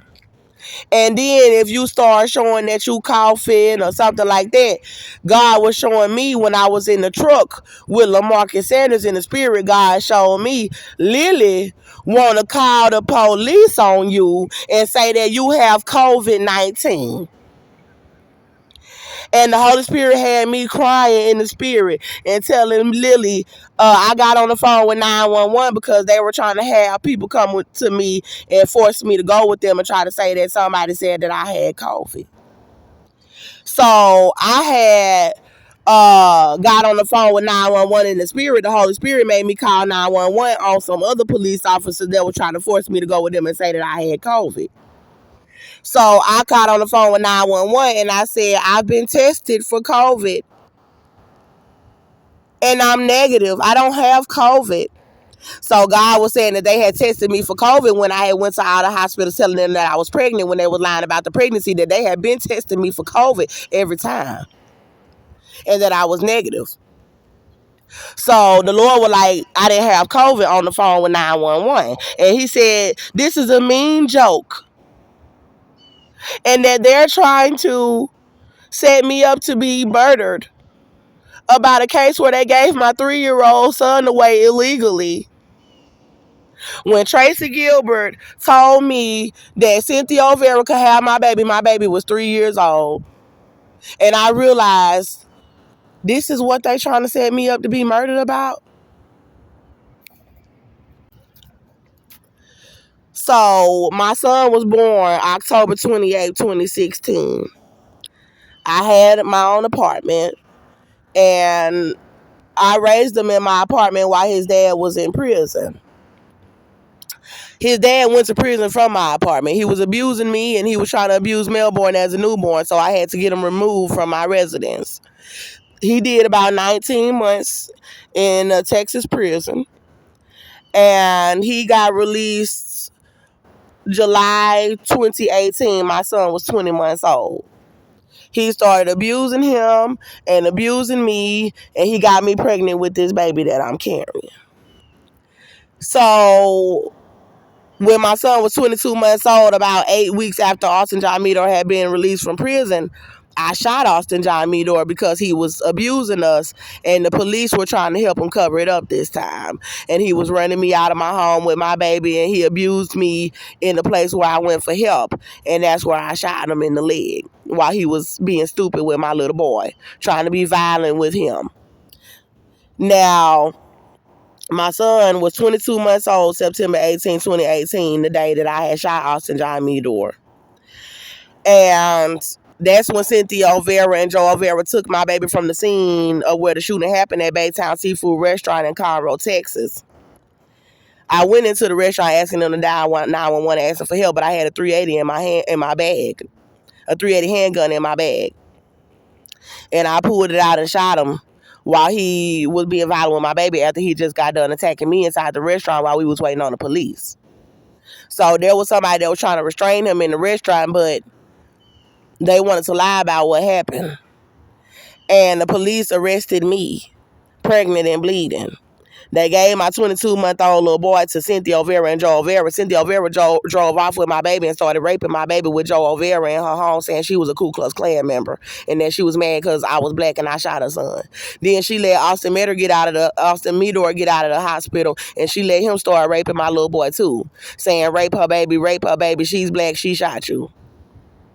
Then she let him get drug dealers and black men to rape him, and then the police department found out about it, and they was Ku Klux Klan, and they wanted to rape him too. And that's when I found out about it, that they were all saying that they were raping him. And my family was telling me that they were helping them bully my baby and rape my baby to death, that they were throwing them around and raping them to death for racism with the Conroe Police Department, the Ku Klux Klan, and black men, black Freemasons. And that's when my family tried to set me up to be murdered from there inside of the jail in January 2019. So my son was 2 years old by this time because he was 2 years old. He was 22 months old September 18th, 2018 when she started raping him. September, October the next month, he turned 2 years old. So she was already raping him before he turned 2 years old. And she was showing me, she was coming in the spirit. They were doing rituals. They was coming out their body. They were doing all kind of evil, showing them raping my baby. And in 2019, when I came for the custody hearing, he had already turned 3. So she had him from 2018, September 28, 2018. He was 22 months old. She raped him before he turned 2. She was still saying they were raping him after he turned 2. She kept him that entire year up until I was released. August 2019, she still had him. Then by October 2019, he had turned 3. So when I tried to come and get him, he was 3 years old in December 2019. That's when God said that Tracy Gilbert gave my baby away. And he was 3 years old, and he was still alive because I had called Cynthia phone and asked her could I speak to him. And he got on the phone and he was sounding very sad. And I said, "Mama love you." He said, "I love you too, Mama." And God made me tell Cynthia, "I'm not gonna have no more contact with you." God told her in the spirit. He said, because she finna try to set you up first. He said, "You pressing charges on Austin John Meador. You pressing charges on Austin." So that whole year, she tried to set me up 2020. And then she was trying to set me up in 2021. And she's still trying to set us up about it. So he was 3 years old. And God was saying that in 2020, when Lily and them was trying to set me up with police to try to make it seem like I had COVID, he was saying that this is a mean joke. It is about a case where they gave my 3-year-old son away illegally. And God was showing that them people that were trying to take me away and say that I had COVID, they were trying to put me on the bus to never be seen again, where they would try to murder me. About a case where this man claiming he's a family court judge done gave my baby away to people that said they were gang raping him to death, and it was illegal, and he was 3 years old and he was not supposed to do that. So now you got the whole country trying to set me up to be killed, trying to set me up to be murdered because you did not have the right to give my child to Cynthia Olvera Tracy Gilbert. Because he was mad because a black woman shot a white man in self-defense. So you just treated my baby like a damn rag doll to be thrown around and raped. And then sitting over here having people setting me up outside with my own family years later trying to murder me with a baby in me so you could try to cover it up. And now a lawsuit is about to be $1 billion. If you do not have the government, pay me out the $250 million. So back to me being in Atlanta. So they had me in Atlanta, Georgia, and they were trafficking me out of the location with Marcus Eugene Mitchell. So Marcus Eugene Mitchell had trafficked me from the shelter, basically, when they forced me to leave the shelter. And Marcus Eugene Mitchell, he was trying to stop me from looking in the mirror. He was trying to stop me from recording my videos. He was trying to tell me not to go to social media, but come and talk to him. And he was trying to set me up. And then he was trying to come into the bathroom and start fights with me when I would be in the mirror.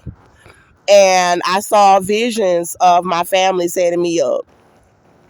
The visions that I saw, first of all, when I was in the jail, I saw visions of all of my family members. Barbara Thomas, Michelle Marshall, Kiana Wiley, Shakina Jones, Andrew Jones, Jessica Marshall, Irma Marshall. I saw visions of David, Derek Marshall, all of them trying to set me up for people to lie about my pregnancy, and they were starving me in the cell after they had already said they were raping my child. So in 2020, I was seeing visions of Shakina trying to set me up to be murdered with Cynthia Olvera with a male named Henry Jerome Brown and Cannon Jewett. So after I had started receiving donations, they were saying they would rent me out of property, and they were trying to set me up with Nicki Minaj to try to starve me and try to give me drugs.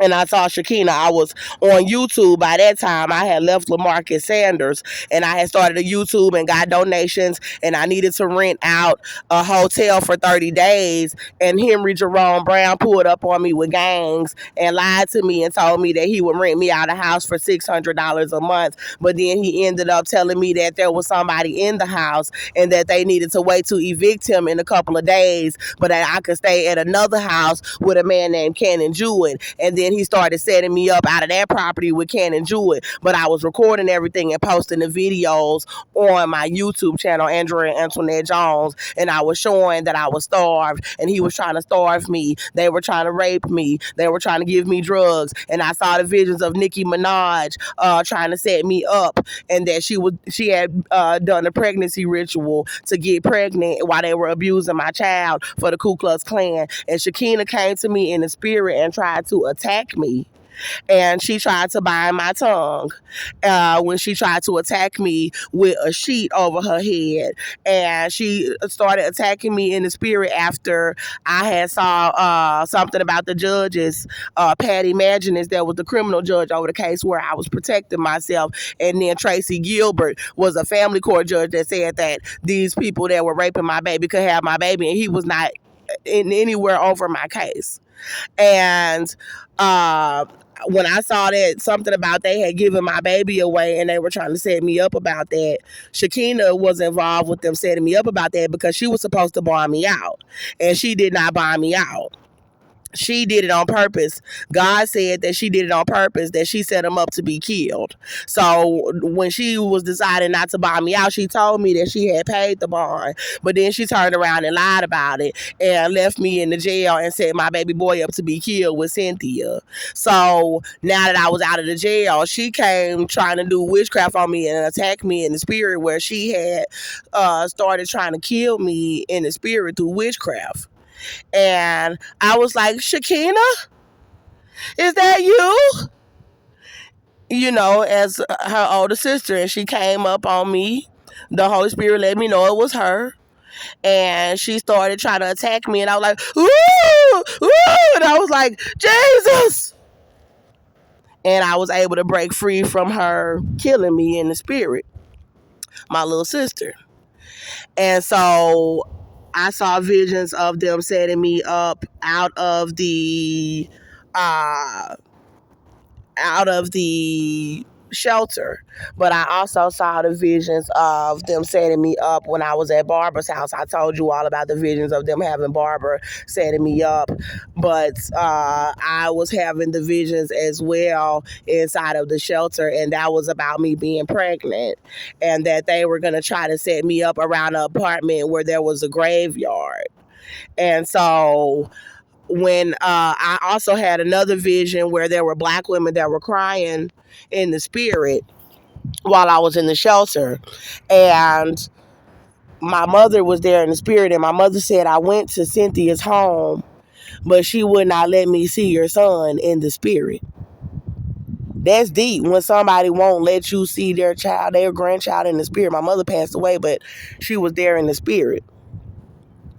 And then I said, okay, well, these black women were crying. And I was like,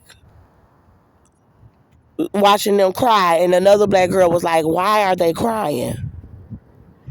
And one of the black girls said, because Cynthia is a child molester. Cynthia said that she was gang raping him, a toddler, a little kid. That's why they was crying.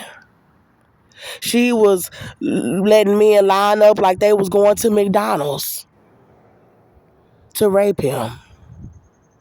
She was letting men line up like they was going to a buffet to pull out their grown genitals erect, to hurt him, to mutilate him, to stick their genitals in his rectum that it couldn't even fit, to watch him scream and cry in agony,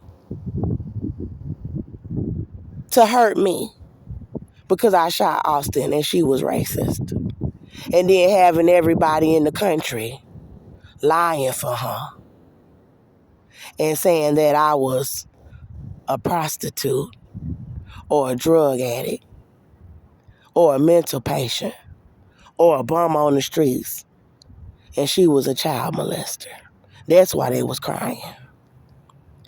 And I was in the shelter, and I said in the spirit,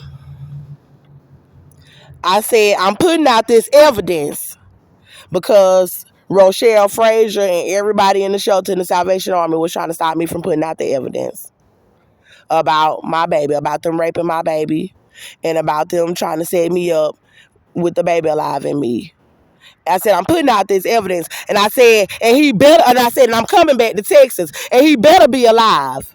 So they tried to strand me in Atlanta, Georgia, and stop me from getting back to Texas. And they tried to set me up to be murdered in Atlanta, Georgia. And they tried to kill the baby and cover up them raping him. So they were trying to stop me from putting out the evidence. So they staged me out of the shelter, and while I was in the location with Marcus Eugene Mitchell, when he was setting me up in the apartment, I was having visions there, and the Holy Spirit was like, she's got a lawsuit against the United States government, and y'all in here setting her up in an apartment with black men. Y'all treating her like she's on probation. He was like, she was released on all charges. He was saying to my lawyer, Inga Chandler, she's not on probation. So why are you having black men bring her into location trying to set her up? Then he was like, she ain't had no drugs in her system inside of that shelter. I didn't have no weed in my system, no marijuana in my system inside of the shelter. And God was like, and y'all got black men that smoking marijuana. Y'all got them set up with weed and blunts all over the place, following her with weed and blunts, trying to paint her out like a drug addict. And then I saw my cousin Michelle Marshall.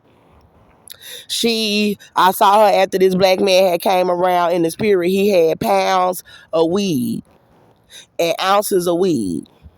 And Michelle was right there trying to get them to give me the weed. And she said, sorry, cuz, it's just showbiz.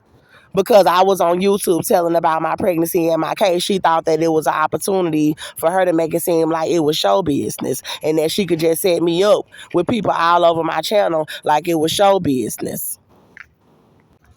I saw my sister Larissa Jones, and she was like, they need to tell the truth in the spirit. She was like, they need to tell the truth about Nipsey Hussle. And the Holy Spirit made me tell her, no, you need to tell the truth about my pregnancy. And I saw my little sister Shakina was starting to feel a little guilty. But she was showing me that basically that white people had kind of scared her a little bit, and that's why she didn't really believe in Jesus like that. And I was showing Shakina my faith that these white people had sent some missiles at us in the spirit. And Shakina got scared. And I had grabbed her and I threw her into the wall. And I said, Jesus. And then the missiles went the other way. So I was trying to show her in the spirit that you need to believe in Jesus, more so being so afraid of these white people. I remember seeing Irma Marshall again in the spirit. And I saw all of my family. My grandmother, Irma Marshall, so it's two Irmas. My grandmother's name is Irma, and my cousin's name is Irma. And both of their names is Marshall. So my Aunt Barbara named my cousin after my grandmama. So I saw all of them in the spirit, and my service had been changing in the house with Marcus because we was having sex. Now, we were using condoms, but my service was really already changing before I came up in the house with him, and it was kind of thinning out a little bit. So my service had opened up in the jail, but I prayed to God and I was scared and it closed back.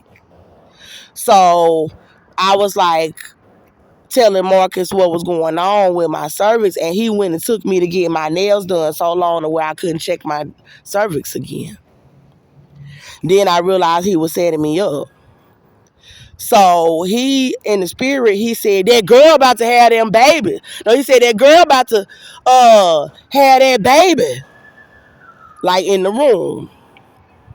And I remember seeing, it seemed like my cousin Irma was in the room, like she was finna have a baby. But I was running around pregnant in the living room trying to get somebody to acknowledge that I was pregnant. So I ended up seeing these two little babies. And they were so small and they looked light skinned. And I was like, who the daddy? And nobody wouldn't answer me. And I was like, is somebody fucking my baby daddy? That's how I was wondering. Because the babies looked like my baby daddy. And so I just ran out of the house in the spirit into the middle of the street in the middle of the night. And I was so skinny with this little tiny baby bump. And I started crying like hysterically. I ain't never cried like that before. I was like, ah, ah, ah. And then I said, I knew it was twins. And Marcus Eugene Mitchell set me up out of that location. And then he made me go to Fulton Industrial Boulevard. He brought me over there to Fulton Industrial. It's a hoe stroll where there are whores. And we had a motel. He told me that they had the whole apartment complex on MLK Drive. I forget what it was called. They had the staff involved with setting me up outside on my channels, and I was crying and saying that y'all are staging me outside for the Ku Klux Klan. So what he was doing was he was staging fights with himself. They got black men coming around with cigarettes right now where I am. He was staging me outside by fighting other men in the neighborhood that knew that they said that they were raping my child. And he was staging me outside with them by making it seem like he had got into a fight with them. So the fire department and these ambulances, these sirens are the ones that's alerting them to come around me. So I don't know if y'all hear sirens in the background, but whenever you hear the sirens, those are the operations that they doing around me to try to set me up. They've been doing it the whole time in every state and every city. So they had Marcus Eugene Mitchell acting like he was fighting men around the complex so that the leasing office would come and say that they needed to talk to him. And then they saw me there and they were like, oh, she can't be here. She not on the lease. I'm like, I don't have nothing to do with them fighting nobody. They're like, yeah, you didn't do nothing, but you not on the leash. You can't be here. So they was using that to try to kick me out on the streets. And I was crying like, y'all doing this for the Ku Klux Klan. Y'all been doing operations on me the whole time. So inside of the residence, I had another vision where I had told that Cynthia Olvera was a child molester. I had been telling on my channels by that time that she had been raping him because they had threatened me, telling me they were going to kill me, mutilate me, all that stuff if I told that they were raping him. By this point, I didn't give a damn. And I was telling. So she came to me in the spirit. We had a spiritual phone call. And she was on the phone with me. And she was like very angry because I told her she was a child molester and that she was raping my child. And she was like, I'll have you killed in 24 hours. She was like telling Austin and Joe in the spirit, oh, she don't know me. And I said, Cynthia, you're a witch. And I just hung up the phone. And so I had seen in the spirit, that I was being set up by a bunch of black people. God was showing me all these black people with slavery mentality, like they were slaves. And they ended up getting destroyed. And God was showing me that they knew they were going to get destroyed, trying to set you up. But they just kept on doing it. They had a slavery mentality, and it was a bunch of dark-skinned black people. It was a bunch of dark-skinned black people that was doing it. And so they trafficked me to some motels that was across from, well, originally they left me outside, and I was telling that he was setting me up. Then he acted like he tried to get back with me and brought me to a motel, and he was acting like we were going to stay at the motel together. And then after that, it was a strip club right over there by there. He tried to set me up outside on Fulton Industrial like I was a hoe. And there was a man that did rape me pregnant over there in the area. And so then they trafficked me. They left me outside, and another male picked me up from another train station, Westlake train station named, what was his name? Jesus. Bruce White. And they were all on probation and stuff. So I believe the police were having them setting me up. I know that they were, but they were on probation. So Bruce White brought me to more hotels and motels, and he was getting drunk. I just remember something about my cousin Irma when they had me in the motel on Food and Industrial trying to set me up with Marcus Eugene Mitchell. I was posting the videos on my channel in all of the locations that I was pregnant, that they were lying about it, abusing me.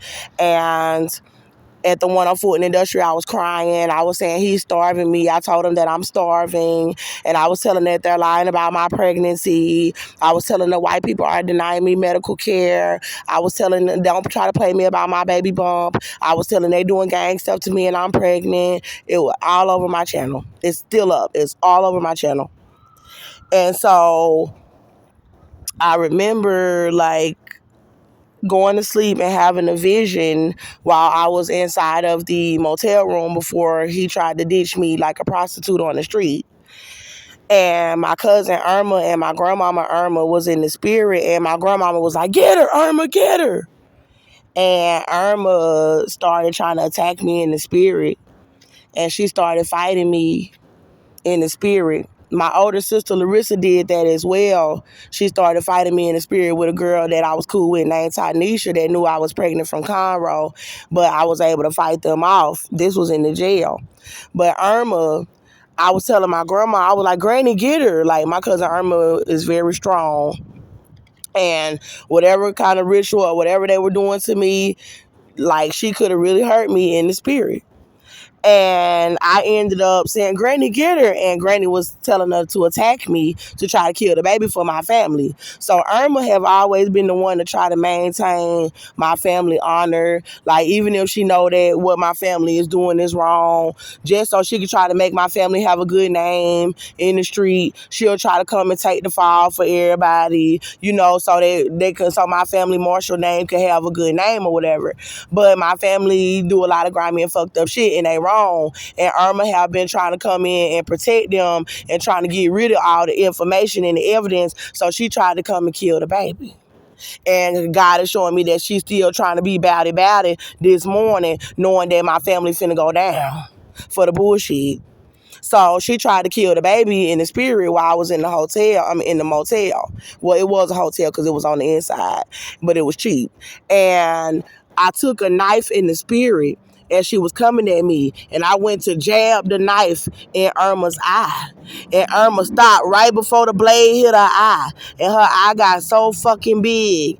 And then I knew I had won the fight. I knew why God was about to take Irma eye out, because it was the Holy Spirit. That's because I am pregnant. And Irma was trying to kill my baby with my grandmama for the Ku Klux Klan. So they had set me up on the streets on Food and Industrial, and I wasn't out there long. I was only out there overnight. The way they did it was they had Marcus Eugene Mitchell take me from the motel, and we was on the bus. So we was on the bus, and he tried to fight me on the bus. And it forced me to have to get off the bus, and then I didn't have no bus fare, and he left me on the street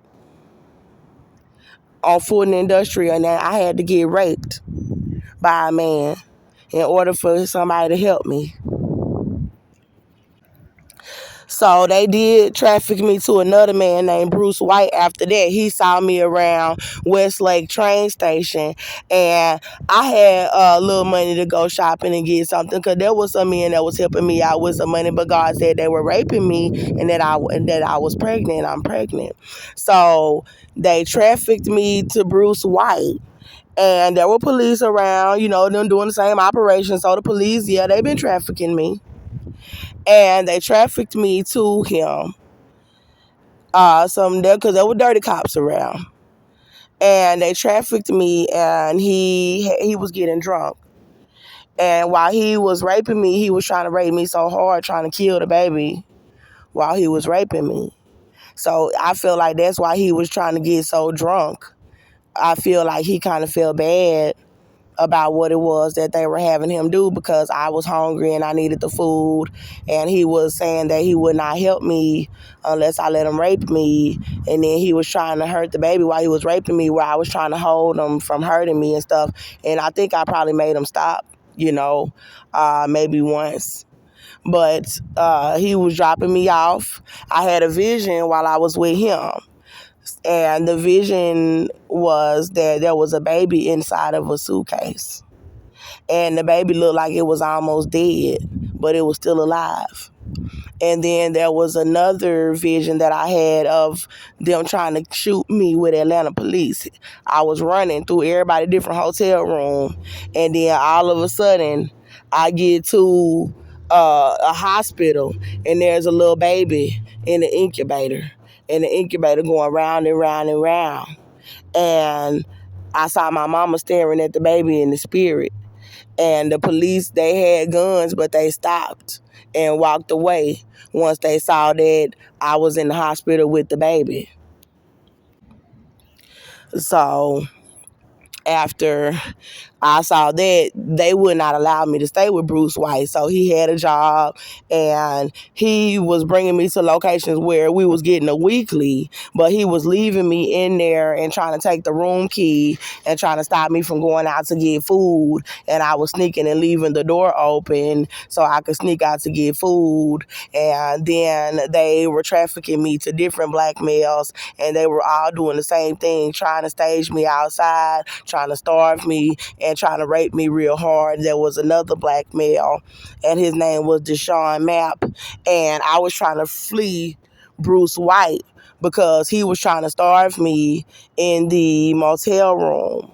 And when I went with Deshaun, he was trying to basically rape me, trying to hurt the baby, and they trafficked me outside on the street. And I was around like Piedmont, and they started doing operations to shut down the entire city of Atlanta. And I just remember them trafficking me to another male named Victor Golding. And Victor Golding had me in the basement, and he was having the cigarettes and the weed, and he was trying to rape me and starve me with his sisters, whose property it was. And then that was on Cascade Road. And then they were leaving me outside at bus stops, starving me or forcing me to go with somebody that would starve me there and try to rape me and pay me out like they were trying to pay me out like a drug addict.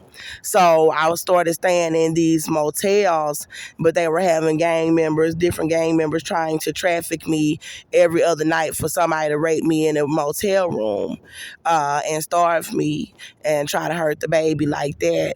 And then I just was tired of it, and I started sleeping at the bus stops, and they were still raping me, trying to starve me and cover up that I was pregnant. They left me screaming all over videos saying that they were raping my little boy to death, here in Texas, and that they were abusing me pregnant, and they were following me up and down the roads all over Atlanta, trying to set me up to be killed with police. The police were trying to stop me from being able to get anybody to help me with food at the grocery stores. So the Publix chain and all of the grocery store chains, they started being involved with trying to stop me from asking people to just help me with the food, where they were forcing me to be raped for the food, trying to starve my baby to death.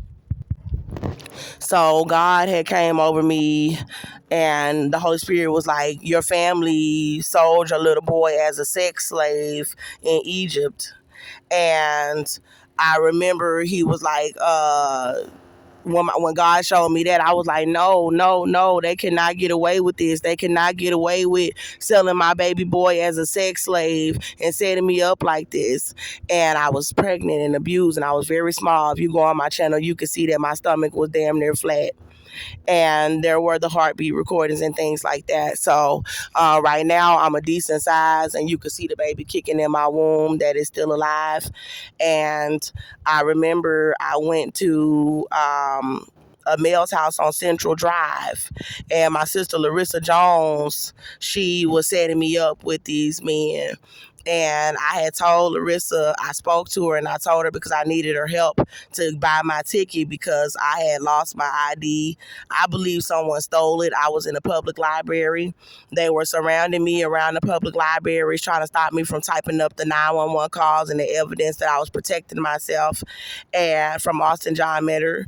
And they were having gang members around me, and I just turned.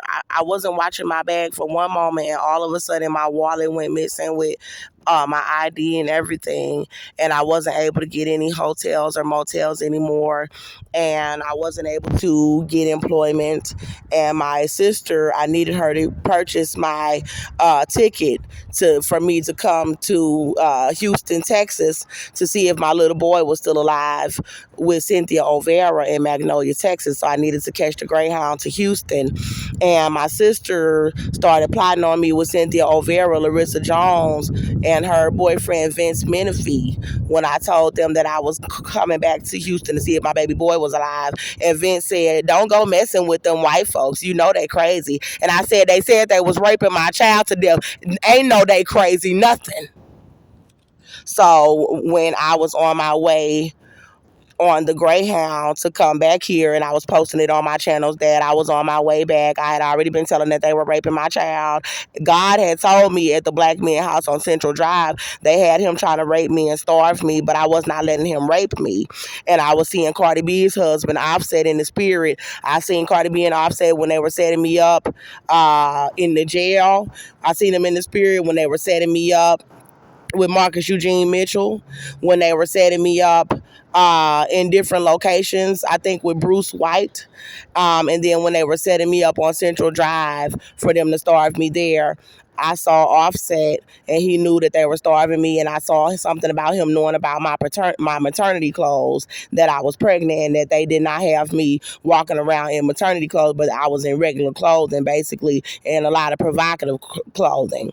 And so I recall seeing them in the spirit. And then when I was on my way back here to Houston, Texas, people started getting on my YouTube channels and threatening me, saying that if you come on Cynthia Olvera Street, then we're going to call the police and have you arrested. These are the same police officers that were saying they were raping my baby to death and said that they were going to murder me in the cell and cut my baby out of my body and make me eat my baby in the cell. So I was like, nah, I'm not finna let them arrest me and cover up raping my baby to death and then kill me in a cell. So I'm gonna keep putting out the information and find out a way to tell that she's raping my child, that she's been raping my child, and that she's threatening me with the same police that she said she was raping my baby with, that said that they were Ku Klux Klan members. That's illegal. You cannot do that. You cannot rape my child and then try to stop me from helping my child and coming to your home by trying to have the men that were raping my child with you try to cover it up and say that you were not raping my child, and then try to stop me from being able to come in your home and seeing where my child is and the condition of my child, and then have them try to take me into jail and abuse my baby to death, and then have them try to set me up to be murdered because y'all were raping my child. So that's what she was trying to do. God had already told me when he was like, go to her home and see if your baby is alive. He showed me she gonna have a piece of paper and she gonna be trying to use that piece of paper and run it from you because she was raping your child. And then I was like, when I saw the piece of paper in the spirit, God made me take the piece of paper and chase her and rip up the piece of paper and chase her to her home, like, where's my child? And his spirit came out. And I held his spirit. And there were other little kids that were like, see, I told y'all his mama really did care about him. Because everybody knew that the only reason why Cynthia had Melbourne was for her to rape him and abuse him in front of everybody for racism, because I had shot him. And they got little kids all over the country that know that she was raping him. But she's trying to do that for racism, rape a little boy in front of everybody and have them abuse his mother for racism. And I am pregnant.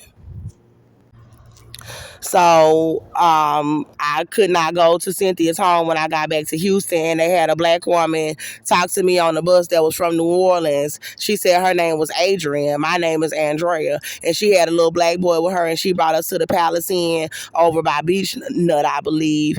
And then she tried to set me up on Beach Nut as a prostitute, where she was saying she was going back to New Orleans and she was trying to lead me to New Orleans.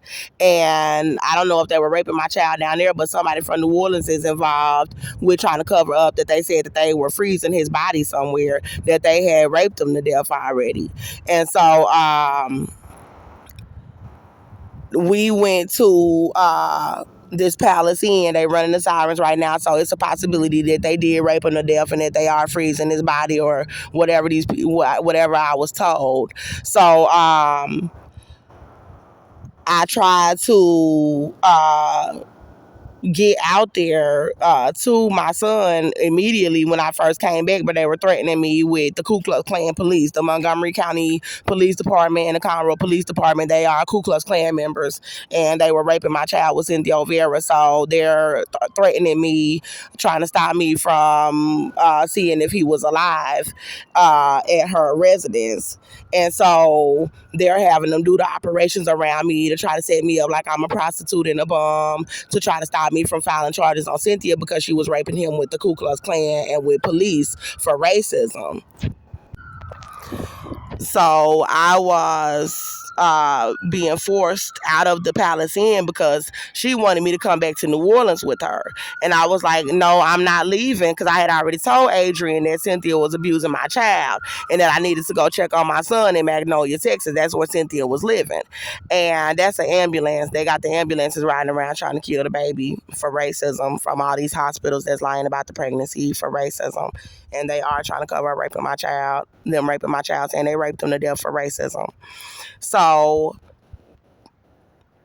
I was at the Palace Inn, and she was trying to come in and bust in the mirror, like trying to stop me from looking in the mirror while I was telling videos that I was in Houston. These are on some of my newer channels. So I now have 22 YouTube channels. So these videos of me telling that Cynthia was raping him for racism. You can see me inside of this motel at the Palace Inn telling that I was back. You can see me coming through different states and telling that they were raping him. You could see me coming through the different states telling what was going on. So They had forced me out of the Palace Inn because she went back to New Orleans, and she did not pay for the room. It was only for a couple of days. They were trying to pay me out like a drug addict. She had a black man ask me if I wanted to get rid of that baby. So she knew that I was pregnant. I told her I was pregnant. She could see that I was pregnant. And he was like, if you want to get rid of that baby, I know some people that can help you get rid of that baby. And I was like, they talking crazy. So I was filming that I was being forced to leave the location, that she was setting me up, and she was going back to New Orleans, and that they were setting me up around the Bissonnette area, that they were going to try to frame me like a prostitute, and they were having me, starving me pregnant around Bissonnette, which is another horse troll here in Texas. And then they were trying to rape me, but I did not allow them to rape me over on Bissonnette. So they were trying to attack me as well, and I was calling the police, and the police did not really want to show up when I was telling the 911 operator that they were trying to attack me, like around a little McDonald's area and things like that. And so I ended up making my way to like Bel Air. They had somebody try to assault me over there, and then I came over here to Westheimer, and they had already started removing benches and places for me to sit down, pregnant, trying to abuse me, pregnant like that. And I ended up in the area called West Road and Aldine Mill Road, and they were having everybody shutting down Wi-Fi. My cell phone was off. My cell phone is off now. I'm still using Wi-Fi. And they were having them closing down restaurants in Atlanta, Georgia, and in Houston. They were doing it in Conroe and trying to starve the baby like that. And they were basically trying to attack me and following me with the entire city. And I started going to this library. I think it's like Aldine Library. And I started telling the information that they were raping my baby there. And my cousin was calling the police. One of my cousins was trying to set me up to be murdered with police while watching my videos about me telling that they were raping my child.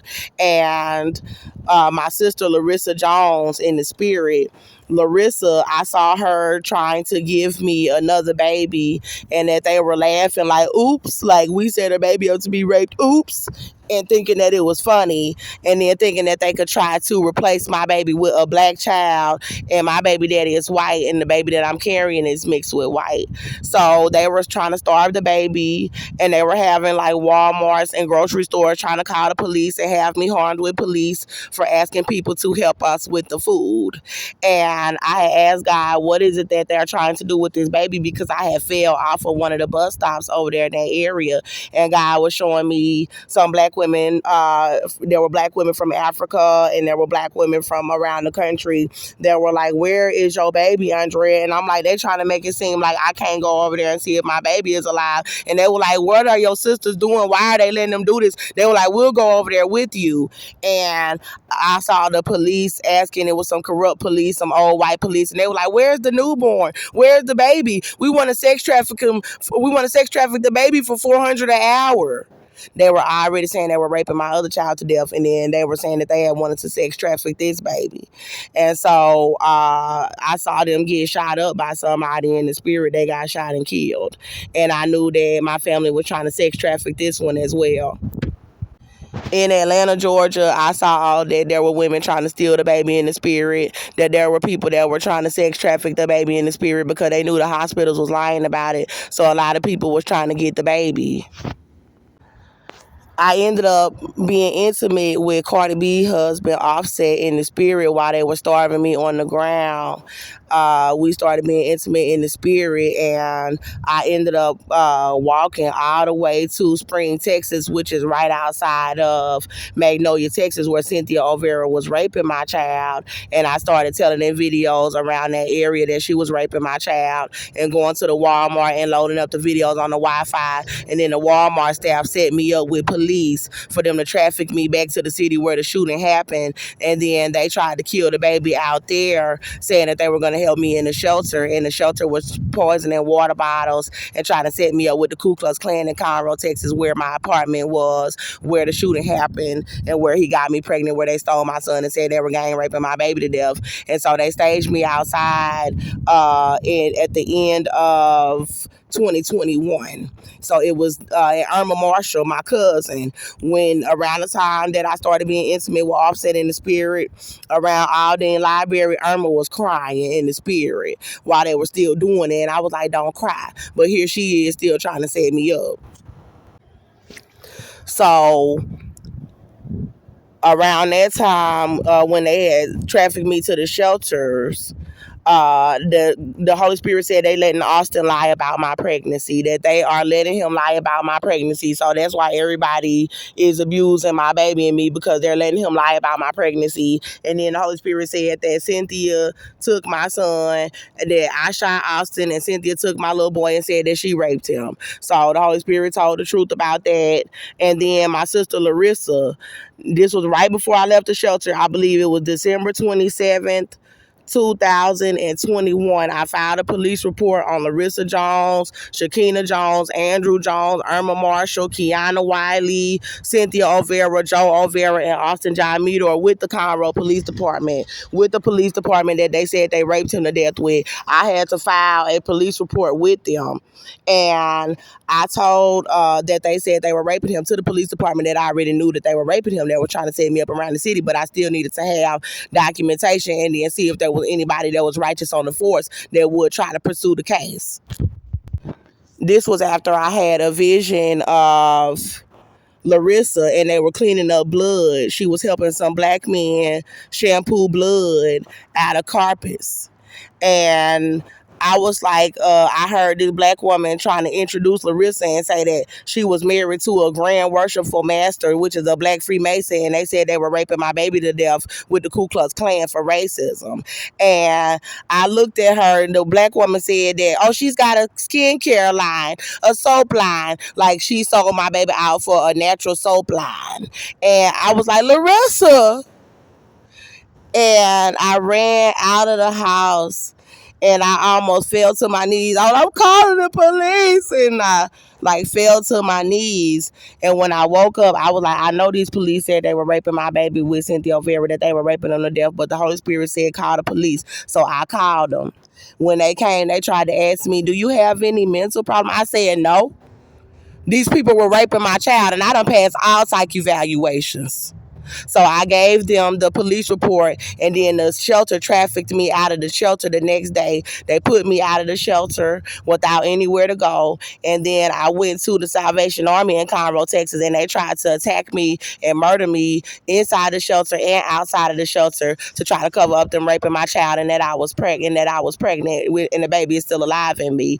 Then they left me outside on the streets. I saw that Offset was involved with setting me up, Beyonce, City Girls, Young Miami, Janae Aiko, JT. I saw Cardi B, Offset, all of them involved with setting me up with the Ku Klux Klan, talking about they were sacrificing me. So in 2022, they left me on the ground, sleeping on the ground, pregnant outside with the baby still alive in me. And there was a nurse that came to me in the spirit, and she said, I did detect a small amount of HCG in my test, but she was scared. She was a white woman with glasses and long curly brown hair. She was kind of heavy set. And I know I had seen her before at one of the hospitals, and she said that she did detect a small level of HCG. And she was afraid to tell. And then my mama was coming to me in the spirit, and my mama was like, don't tell them that it's Austin baby. So my mama wanted me not to tell. My mama is dead, but she know what's going on. So my mama wanted me not to tell that it's the white male's baby because I'm still carrying it. God kept the baby alive. He's been fighting for the baby, feeding it, and telling me that it was going to survive and that we're going to win a lawsuit. So they know it's going to survive if God is the one keeping it alive. But they don't want to tell how long they've been abusing us or pay out the money or tell that they was raping my child and that my family was in on it. God was showing me people all over the world finding out about how bad they've been abusing my pregnancy in jail. And that Sheriff Jim McDougal, the investigator that was over the case with my lawyer, Inga Chandler, that knew that I was protecting myself, was going to allow everybody to abuse my pregnancy so bad that people was going to find out about it all over the world. So They left me on the ground, and Quavo was involved with setting me up. I think I already knew that something was gonna happen to Takeoff because I had stopped seeing Takeoff. I was seeing Takeoff in the spirit in the jail, but me and Quavo and Offset was communicating. And I seen something about they were gonna be trying to laugh and tease me about having a baby alive in me for 5 years. So Offset is involved with them trying to starve the baby to death, and then think that it's funny all over social media, and that involves them trying to cover up raping my baby to death, talking about he's worshiping white people and that he's worshiping the Ku Klux Klan.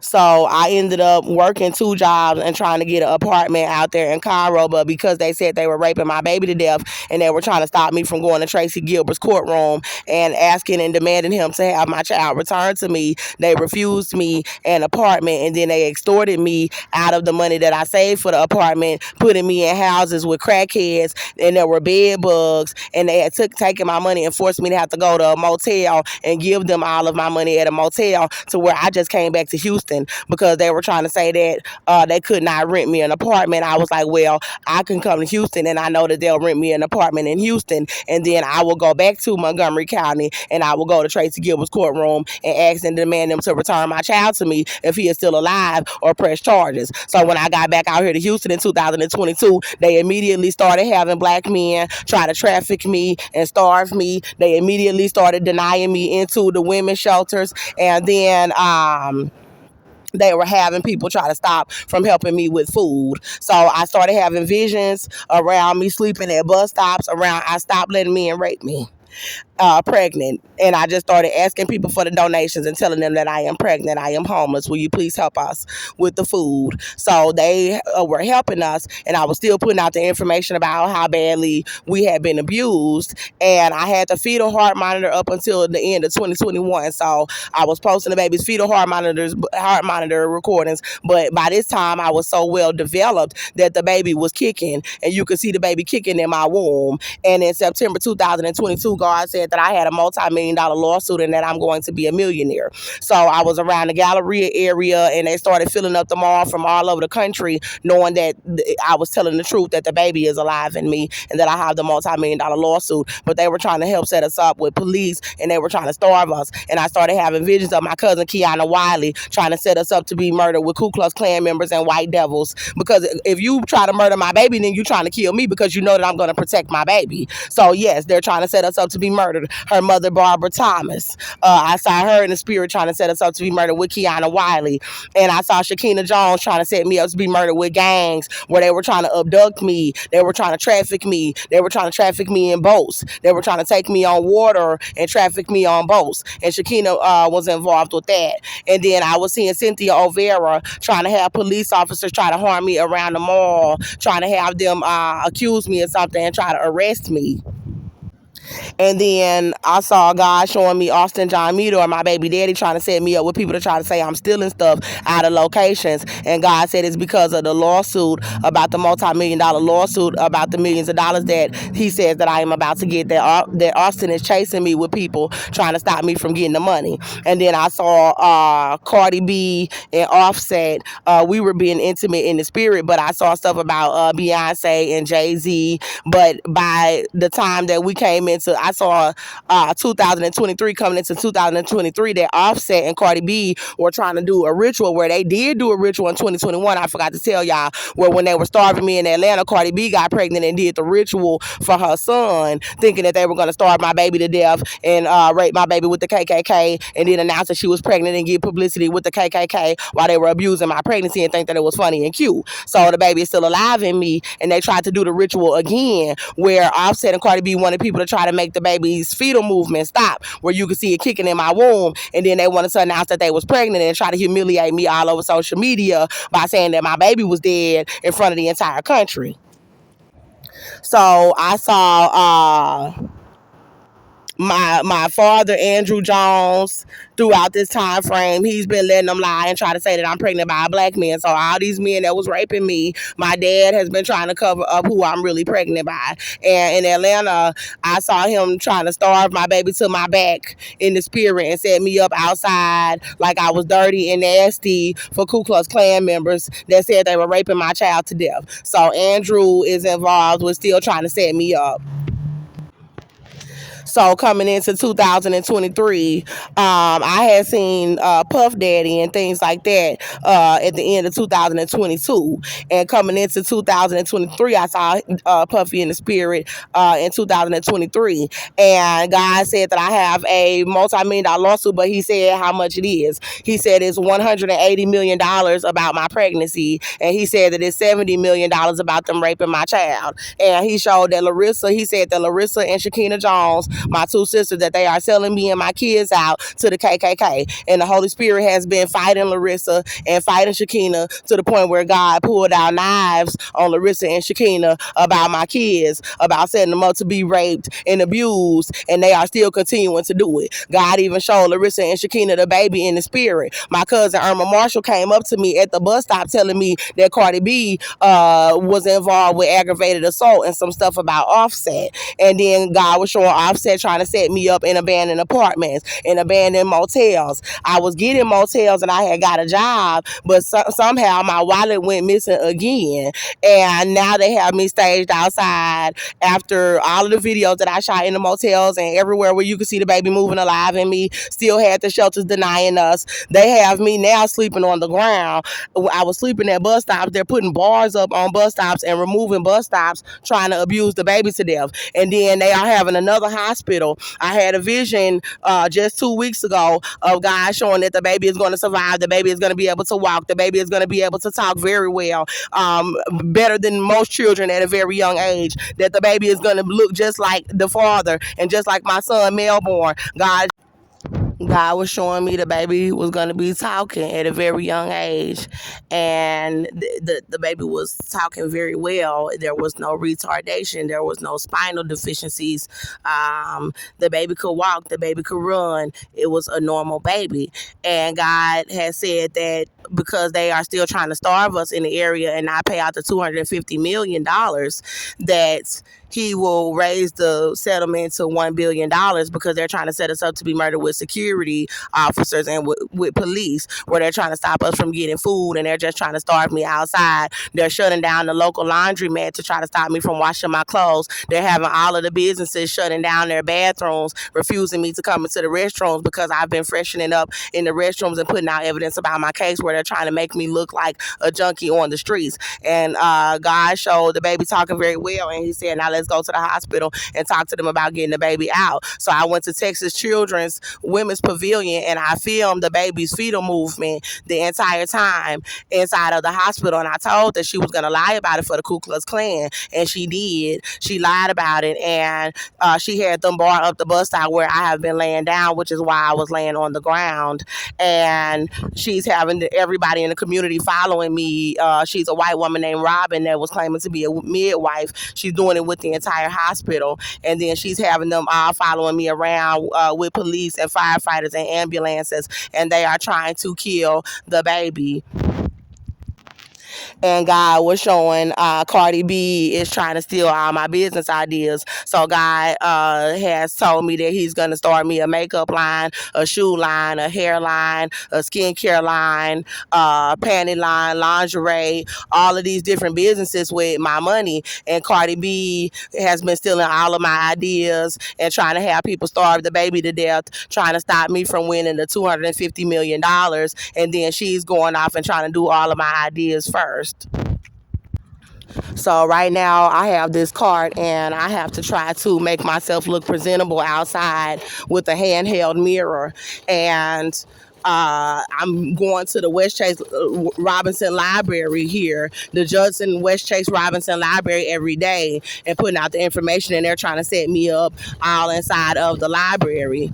And then I don't have anywhere to charge my phone, and they're plotting on my cell phone not being charged up, and they're watching my videos that I am releasing and trying to set me up with my family. So yesterday I released a video called Legend, telling about Irma Marshall's sister Michelle Marshall trying to to pretend that she's a Christian and she's trying to set me up like I'm a drug addict and help people try to get away with raping my child is Cynthia Olvera, because she's a white woman. They're trying to help this woman get away with saying that she raped my baby to death. So I told y'all Irma's always trying to stand up for her family, and she know that Michelle is guilty of what I said that she's guilty about. You can see all the evidence all over my channel of the video yesterday that I posted about Michelle, and you can see that Irma is sitting over there trying to cover up for Michelle, and the spirit guide is showing me that Irma is involved with trying to set me up right now with Cynthia Olvera. That she done came, I don't know, that she's in cahoots with trying to set me and the baby up, and he showed the baby bump is severely starved. And as y'all can see, I've been on the phone with y'all 2 hours and 30 minutes, and it's 8:48, and I have not eaten anything. I was already hungry on the ground. So I will leave y'all the videos where you can see the baby kicking alive in me. So I'm about to go around and ask people to help us with food, and I'm going to collect all of the information of everybody that refuses to help us with food, and I'm going to put it in this video and find a way to get this video saved, and I'm going to post it on my channel. And everybody who refuses to help us with the food, whose license plate number that I give you, they are involved with Irma Marshall and with Cynthia Olvera to try to starve my pregnancy and cover up raping my baby boy to death. Irma Marshall, I'm putting $2 million on a reward for you to be arrested and charged for trying to be an accomplice to the murder of my baby boy with Cynthia Olvera, and for trying to kill my baby boy with gangs. And if you think that I'm a joke, my lawsuit is $250 million to $1 billion. You don't set my babies up to be raped with white people. If anybody wants $2 million and you a bounty hunter, I need you to get my cousin Irma Marshall. She's in the states of Chicago, Illinois. She frequents Atlanta, Georgia, and Florida, and Little Rock, Arkansas. And I will give you the full $2 million once she is convicted, and I will give you $500,000 of the money after I get the settlement. Okay, y'all. So I forgot to tell y'all that. First of all, I was going off about my cousin Irma talking about ouch in the spirit. First of all, I'm not in no pain like that, Irma. God said I'm not really in no pain like that, other than when I'm walking around and standing up too much. That's normal for any pregnant woman. Other than that, I'm not in no pain. So ain't no motherfucking ouch, first of all, about my child. So you know that it's a baby in me. You talking about ouch? Nah, ain't no ouch. It's going to be ouch on that conviction on your ass. So anyway, I saw Offset in the spirit. I almost forgot to tell y'all, he was gay. He was gay. They had him in this little white outfit with another guy, and he had his leg propped up like how a female prop her leg up with a heel on in the front, and he had 2 little peace signs, and he was like, and then he was acting gay, like, and then they were like, Offset, like, they know I'm finna film what's going on, and this white male in the spirit was like, Offset, look at me, and he turned around and put up the little peace signs all gay, like, hey, I'm flamboyant, and then this one, they started doing some gay stuff with a security guard or something. I don't know. But anyway, I don't know if it was a female or a male, but she was a butch if she wasn't a man. And when I saw that, I was like, as soon as I see him holding his leg up like that, the Holy Spirit was like, why is he standing like that? And then he kept doing it with his leg, his foot all propped up like a female. And he had 2 peace signs, and it was like Offset, and then he went and put his little peace signs like a gay man, like, hey, like, I'm gay. That's how he was acting. And I was like, wow. And he wanted people to see that. He wanted people to see that. He wanted people to see him being flamboyant, like a woman. No, he was acting like LGBT. Like the kind that switch around with their hips going from side to side. He was acting like that. So I was like, oh, okay. And so there was something else about my cousin Irma. Over by the Galleria Mall, where I was putting out information this year, they tried to starve us to death out of this area already. And we went by the Galleria Mall, and this was after we told that the pregnancy, God said it was 180 million and 70 million by raping my son. Irma, God showed me her serving food to people. Irma know how to cook. He was showing her serving food to people, and then having them say that I could not come in their house because they didn't want me to get no food to try to starve the baby. And having men sitting out there talking about, you can't get none of my plate or whatever, and they were just starving me, and God was showing that it was sad. And then I seen Irma over on Fondren crying in the spirit when I had saw this little boy. He got raped to death. He was a little boy, and it was a grown man, looked like he was from Hollywood. Hollywood. He was raping a little boy in the bed. He looked like he was about 6 years old, and he was just raping him. And then like he was a grown woman, and then the little boy just got up, and then he fell out on the floor, and it looked like he died. And then my cousin Irma, I had just released a video that said they may have already killed him. I'm gonna leave that in the description box. It's showing pictures of me and my son and telling about the Holy Spirit saying that they were staging me outside because I was like, God, why are these people following me around, beeping horns like they know all the evidence to my case, but they not helping us. They not giving us the food. They're not helping us with nowhere to stay. They're not helping us with a lawyer. They're not helping us with a doctor. And then the Holy Spirit said because they may have already killed your baby boy. That's why they staging you outside, because they may have already killed him. So I had did a video showing the pictures of me and my son, how I look with my baby, that they staging me outside to try to look bad and tell them what's really going on. And then Irma came to me in the spirit and she was crying. And she was like, Melbourne. She was like, maybe we could get jobs and then try to go to court and get them back. They said they raped him to death already. So I said, don't even say his name, Irma, because it hurts too bad. I told her in the spirit that it hurts to even say my baby name because of everything that Cynthia said she did to him, raping him to death. And then for me to see Irma sitting over here working with Cynthia in the spirit now, to sit over here and try to set me up, to still try to set me up as I'm working on winning my case. And it's like, why would you go against God? If God said that he might raise it to 1 billion, why would you go against God and go against me and my children? So her name is Irma Marshall. She is my cousin. Barbara Thomas is my mother's sister. Barbara Thomas have 7 children. The oldest is Kiana Wiley. The second one is Michelle Marshall. And the third one is Irma Marshall. And she is the one that's trying to set me up with Cynthia Olvera. So God is showing me that you're doing it because you want to set me up with an old white woman that is a child molester, that said she was raping my child. And Cynthia is heavy set. She ain't that old to where she should be nobody feeling sorry for her. She old enough to set people up to be killed. She old enough to rape a child. And she's trying to set me up with Cynthia Olvera. So I'll be updating y'all. I'm getting myself together right now. We need to go and get food. And Irma is trying to starve the baby with them. And I'm seeing in the spirit that Offset is gay. And it's not cute to want to be mentioned on my channel about being gay when people said they was raping my baby boy to death. So I'm going to leave a video named Legend in the description box. That's going to tell you the information about why Irma is trying to come after me with Cynthia, because I told about my whole family and it has visuals. It shows the baby alive in the video. So right now it is 1:26 p.m. I had to walk probably almost like a mile to get the food. I ended up getting some food. They are following us around in vehicles and cars. I did mention that I would pay rewards to have everybody arrested and charged. I even offered a reward to have Offset charged as well. In the video Legend, I'm going to leave videos of the baby alive in the description box and them having Texas children lie about the pregnancy. I'll try to see what other videos I can leave as well. But I wanted to tell you all something. They were starving me earlier this year at a location on Fondren Road with black males, Jamal Summers and Herman Schneckenberg. And they had them tell me I could send my EBT card, and they put me out before I got my EBT card. And they have been having me begging around, trying to set me up like a drug addict and a prostitute. While I was at the location, there was someone that came to me in the spirit, and I asked them where were they hiding my son, where was my son, and they said that they were freezing his body. I had to threaten the person, and I told the person that I would kill them if they did not tell me in the spirit where my son was.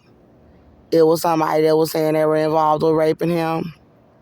And they told me that they were freezing his body. So God told me not to tell who it was that told, because Cynthia Olvera would try to hurt the person. Cynthia is a gang member and a witch, so she would try to have gangs to hurt the person who told me that they were freezing my son's body somewhere, and she's having everybody set me up on the streets. and say that she has custody and she said she raped him to death. So I also had a vision in that location of me saying that my son was dead because of Offset. He was calling me a dirty whore in music while they said that they had been raping my son to death while I was trying to get people to help me. And the Holy Spirit said that my son was dead because of it. He was trying to set me up with people to have them try to make me look dirty on the streets while telling that Cynthia, Olvera, Austin John Meador, Joseph Olvera, the KKK, gangs, drug dealers, and black Freemasons were raping my little boy for shooting Austin in the leg. I saw that my family, somebody said something about a cousin, and I had been having visions of me with Kim Kardashian and me with Offset and my cousin Irma, Marshall, the one that I saw trying to set me up this morning in the spirit. She was around me and other celebrities in the spirit while I was putting out the information. She does hair. But I saw something about there was a cousin that was trying to like bump elbows with celebrities and stuff and trying to set me up. I think that Irma Marshall is trying to cover up for my family being involved with raping my son, but I also believe that she's trying to set me up with people that are famous in the country so she could try to be famous. Kim Kardashian's mother, Kris Jenner, and her sister Khloe Kardashian came to one of the bus stops where they were staging me at with Brad Pitt in the spirit, and the baby was alive and out of my womb in the spirit. I had called Kim Kardashian in the spirit on the phone and asked her why she did not come visit me at my new residence. God says that I'm going to win a multi-million-dollar lawsuit, but Kim Kardashian turned on me and allowed them to keep starving my baby in my womb last year, and she's letting them try to starve me and cover up my pregnancy.